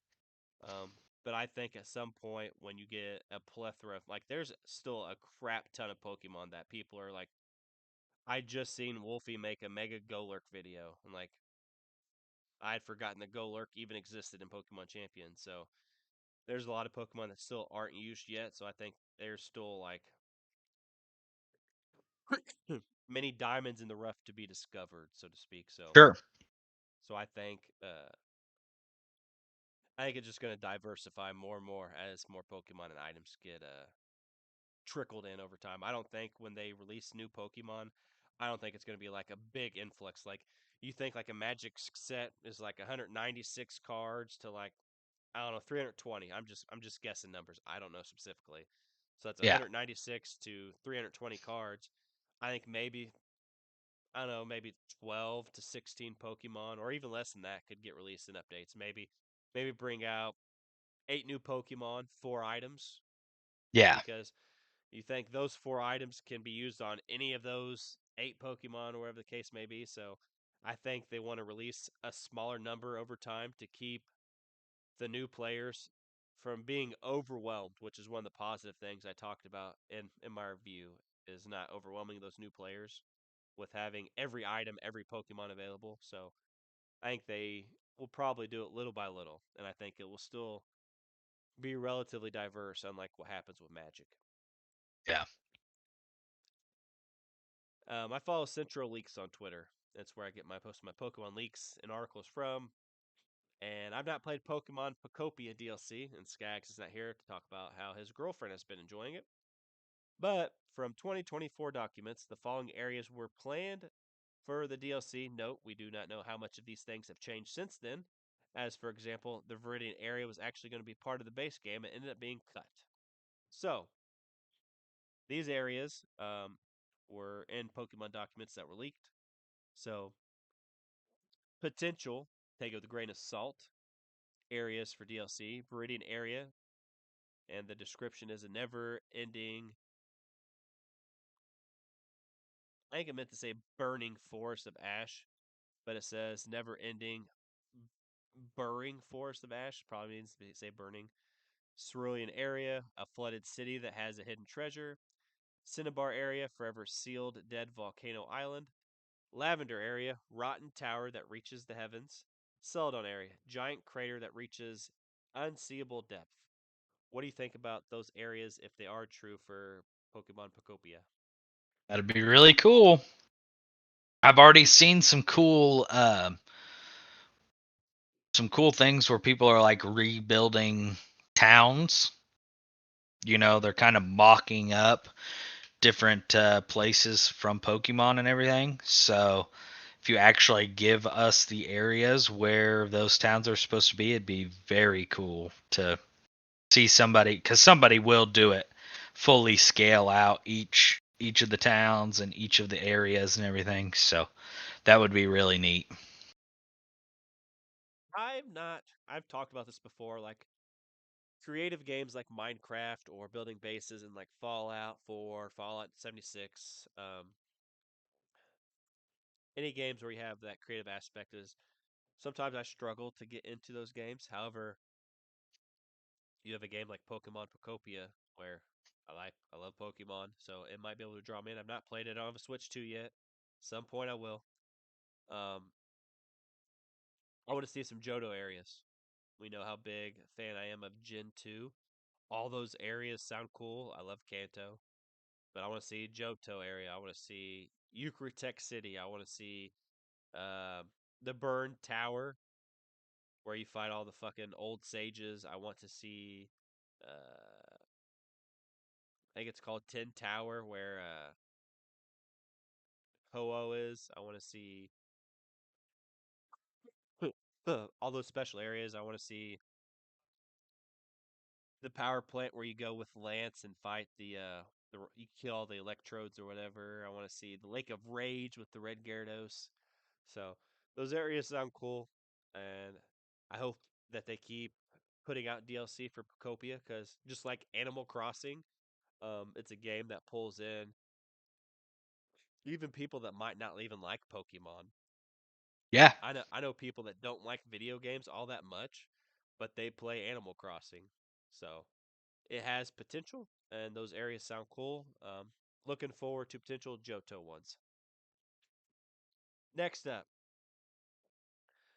Central Leaks said Pokemon Wind and Waves will introduce a tweaked turn-based battle system. Based on leaks, take it with a grain of salt, is mostly based on Legends Arceus with free roaming and multiple targets, but also now could have an area of effect attack similar to Legend ZA. Note things can still change during development. I'll let you talk So it on is this. kind of I'll let you talk on this before we get to the interview with Masaki Hoshino, which is the producer of Pokemon Champions. okay. So it is kind of like what we said. We talked about it a couple pods ago that it would be interesting to see them do a more hybrid version of classic battling, leave out a lot of the stuff from the Arceus side of things, because I did not like the Arceus battling very much. But from what I've seen of ZA and the little bit that I played of ZA, I really had have high hopes for it. Once I get a Switch 2 and I get ZA, I think I am gonna have fun with that battle style. I finally got to watch a few people battle in person and mess around with it a little bit myself, and um, it's a lot better than what Arceus battle system was. So if they do like a hybrid of standard battle and ZA style, maybe with a sprinkle in some Arceus flavor in there, I think that'll be really cool. So I don't know how much I will like um, that particular. I'm team turn based. Talk about this plenty. That's why I'm not a big fan of like action RPGs. But if it's like the mainline Pokemon game, obviously I'm gonna try it and play it. Um, Still in development, so it's hard to say exactly if that is what it will be. Obviously, you got to take certain leaks with a grain of salt, per se, but you have talked about this before. There was an interview with Masaki Hoshino, which is the producer of Pokemon Champions, and it's in Japanese, so the translation's not very well. So I'm just going to, instead of reading the article part, I'm going to read the Q&A part instead because it's better English. So the interviewer starts off by saying, first of all, congratulations on the release. It's been about a month since the release of Pokemon Champions. How has feedback from players been? Hoshino said, thank you very much. We received an even greater response than we had anticipated. I'm really happy that many people are experiencing Pokemon battles for the first time in Pokemon Champions. I've heard that it's becoming a craze even at the elementary schools of the development team's children. I'm amazed at how widely it has spread. However, without being satisfied with the status quo, I plan to continue working with utmost care so that you continue to enjoy it for a long time. The developer says, was there anything particular happy about you, which is one of the mistranslations. I'm assuming, was there anything particular that you were happy about? Hoshino said, not only new players, but also many people playing Pokemon Champions after a long time, and personally seeing streamers and video creators I used to watch a lot now playing makes me happy. Other development team members also genuinely enjoying gathering information for development. And then in parentheses, he laughed. Many people are experiencing Pokemon Champions for the first time, and I'm happy to see the fun of actual Pokemon battles spreading. Pokemon battle spreading. Interviewer says, from a user's perspective, we feel every day that there are far more players than before. So, how many players are there? Hoshino states, even in this very moment of blinking once, over 100 matches have been decided. Of course, in ongoing matches, there are far more than the number of matches going on. About 720,000 people participated in the official warm up challenge, which the reward was after playing 3 matches, a Mega Guard, you get a Mega Gardevoir, or maybe just Gardevoir. I can't remember. You get a Gardevoir. That's the point. You get a free Gardevoir. About which was held right after release. About 480,000 people participated in the official Global Challenge 2026, which the reward was a Venusaur, which just started in early May, but the number of participants far exceeded expectations. The interviewer says, is there any special significance of releasing it in 2026, the 30th anniversary? Hoshino says the timing of the release was just coincidence, but being able to present this at a major milestone of our 30th anniversary is truly a fortunate and meaningful. Interviewer says your goal for this game is to preserve Pokemon Battle for eternity, which is what they said in the full article. Where did that desire to come from? And what he means by preserve Pokemon Battle for eternity is specifically the turn-based style. Hoshino says the series. This is where translations is messed up. In the series Legend Arceus or Pokemon Legends ZA, we are always taking on new challenges. Amidst this trend, there were also people who, led by Mr. Morimoto and myself, had strong desire to forever preserve the core game of turn-based battles. These members came together and started creating Pokemon Champions. Then there's a comment in red, Mr. Shigeki Morimoto of Game Freak Incorporated, one of the members involved in Pokemon series from the early days in Pokemon Red and Green.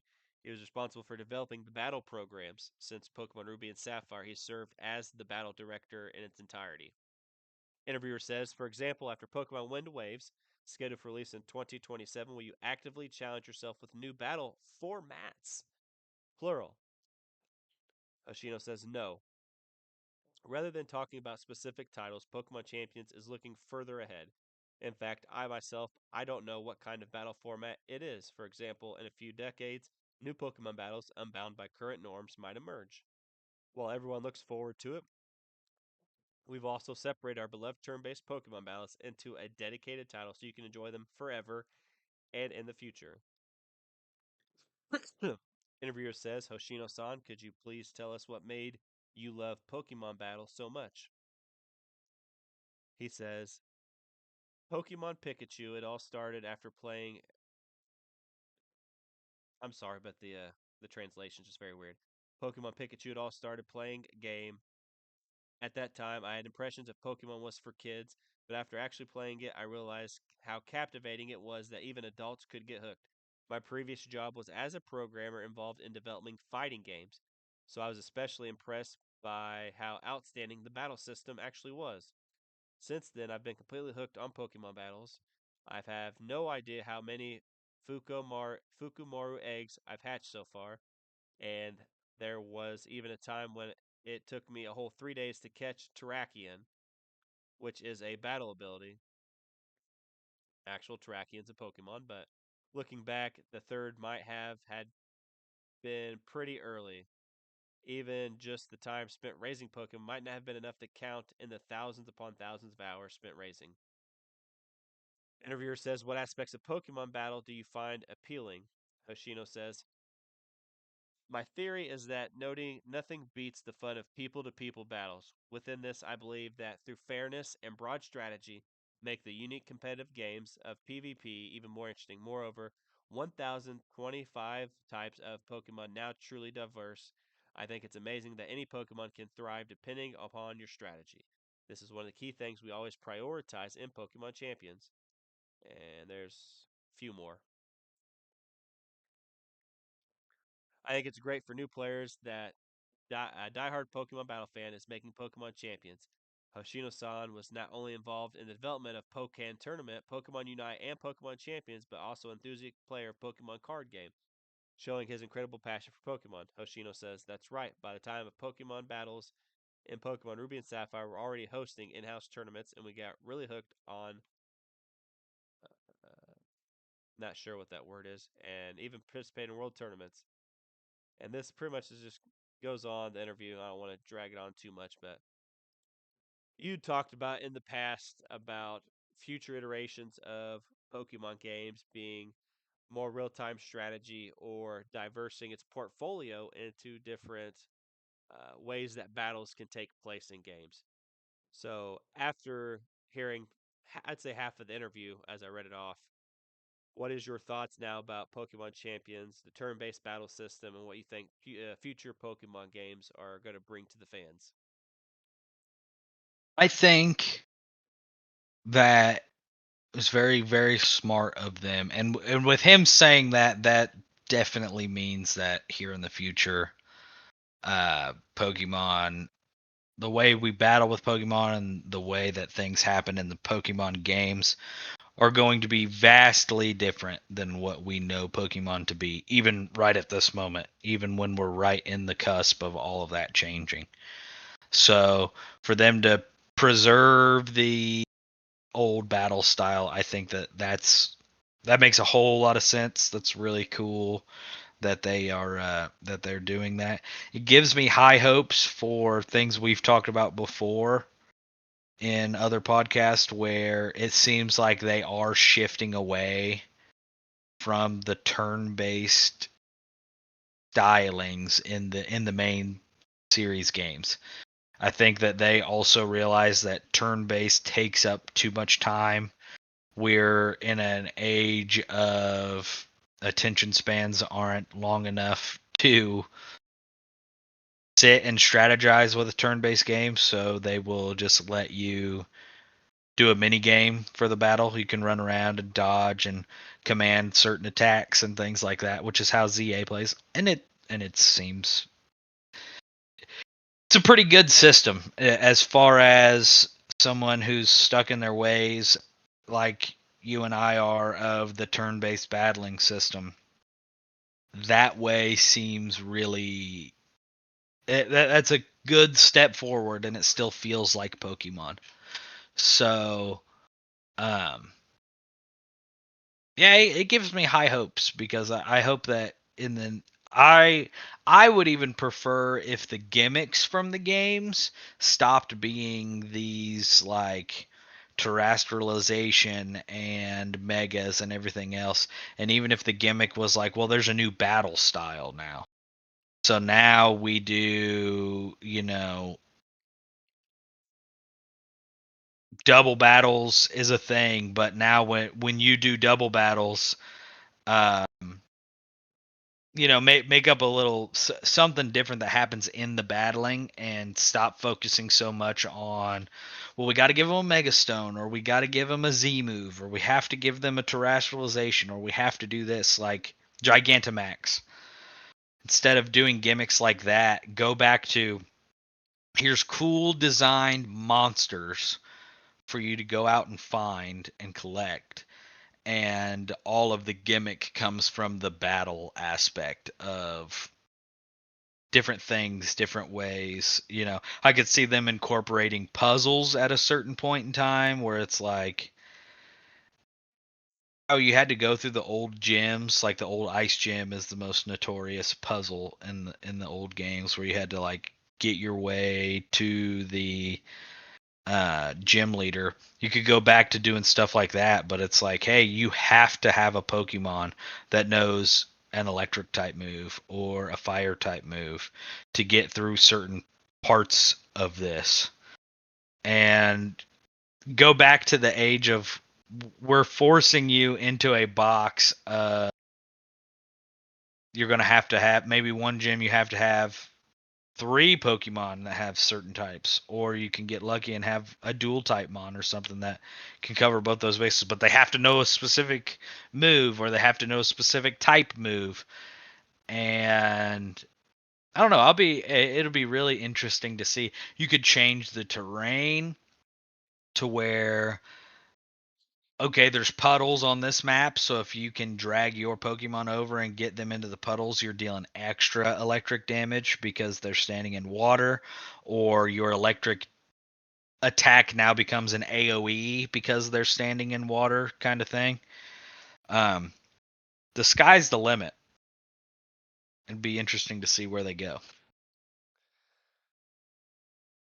I am a creature of habit, so I've always been team turn based, but I'm not above trying new things out. I say the same thing with when it comes to food all the time. I'm open to try most foods at least once to see if I like it or not. Um, Girlfriend makes a lot of different recipes from the internet. I don't mind. I'll try anything at least once almost. So always look forward to the continuing success of the Pokemon franchise. Um, Champions, Wind and Waves, we'll see what it holds. Obviously, I'm always looking for more leaks to dive in. I do want to mention that the first Mega Evolution of Pokemon Champions tournament scene was Mega Frostlass. And it used Blizzard and took out King Gambit, I do believe. So shout out Hell to yeah. Mega Frostlass, which I've not had a chance to use yet. So as we near the end of the podcast, we always do a comparison, which the comparison we have scheduled is for Final Fantasy X. Obviously, Skax is not here, so you know what we do. We'll come up with something else. Have you ever watched Soul Eater? Have. I Okay, love Soul so Eater. we'll do a comparison for Soul Eater. Okay, this is just off my dome as I'm Yeah. going. So my comparison for you is Death, the actual skeleton Okay. dude, just so much humor. Um, Provides little guidance for. I've never watched all of Soul Eater, so like the heroes that have their weapons or whatever, he provides minor guide. Obviously, his son has the two pistols or whatever. I just think you fit the humor of Death from Soul Eater. Okay. As for myself, my knowledge is slim, but I'd give you Death the Kid all day long. Death's kid. Yeah, well, his name is Death the Kid. Yeah, that's funny. And and uh and his pistols, both of them, they're pretty funny too. I Cuz all the weapons are characters, you Yeah, know. I So would he go with that or the one cocky kid that always loses the fights, the blue kid. Oh, the blue-haired guy uh s- something Star. What is his name? I just think he's just like, ah, Is it Black Star? I'm just gonna jump in and win this fight no matter what. Has no strategy whatsoever from the majority of his fights, and his weapon Yes. is like that's not the way Yes. to do it. His weapon's super smart. She's like Yep. she always supports him even though he's Yep. constantly Black failing, Star is his name. constantly That's I failing. like that a lot. So him or Death's kid, I could definitely go with for myself. Okay. For you, I like Death the Kid. I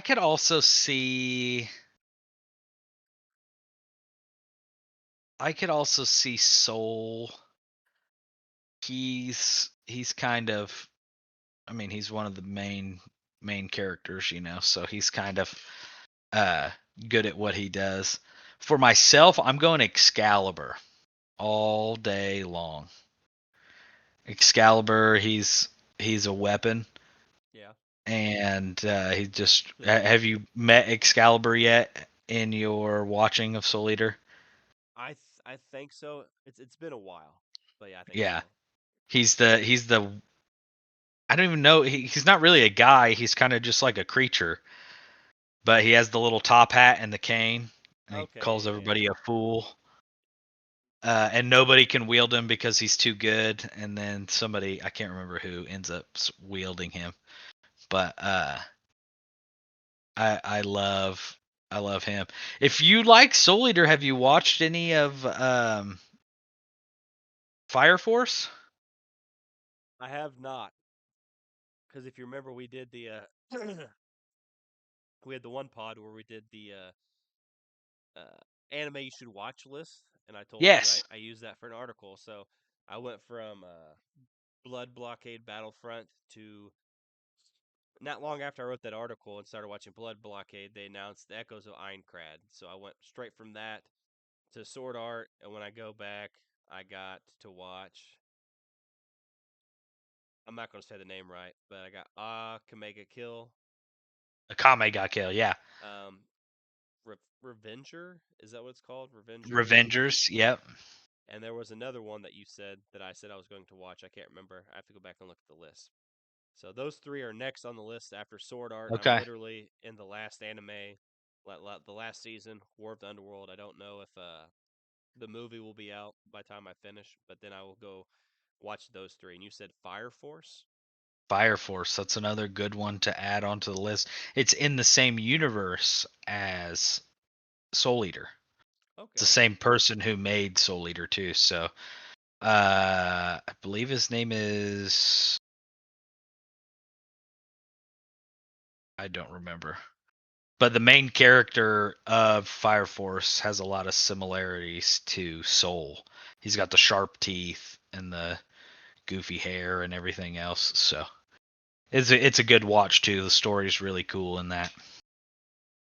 As soon as we cut the pod and I go to lay down in bed, I'm going to add it to my Crunchyroll watch list then. Hell yeah.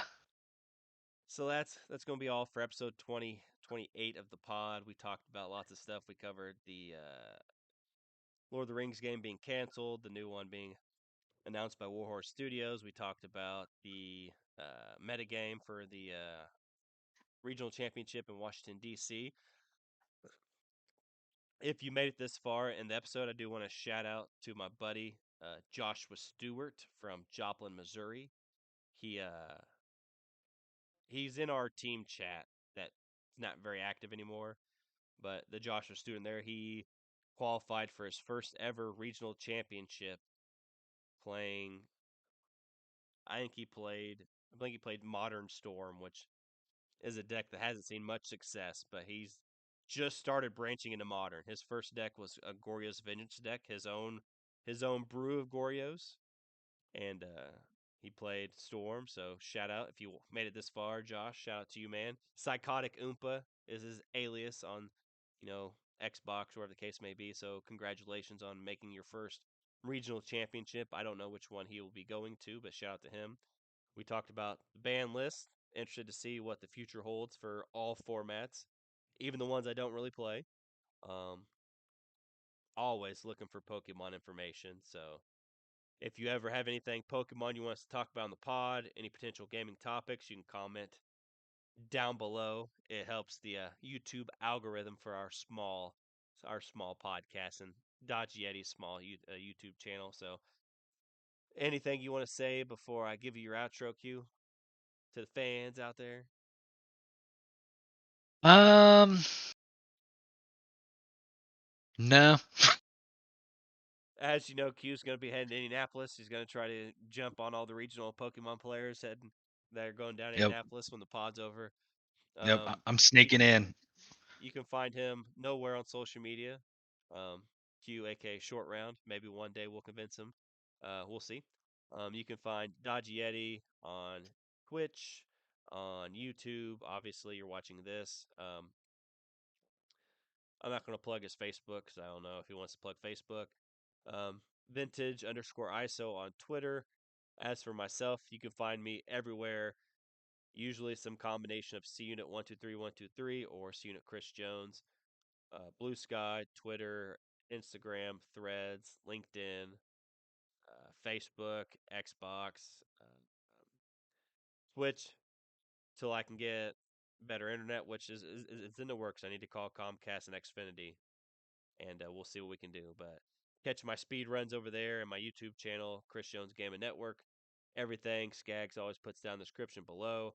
Thank you guys for joining us for this episode. When we come back in 2 weeks, we'll be talking to everything Xbox Showcase and whatever the news happens between now and then. So that's all for Q, aka Short Round, and myself. Episode 28. We'll see you next time.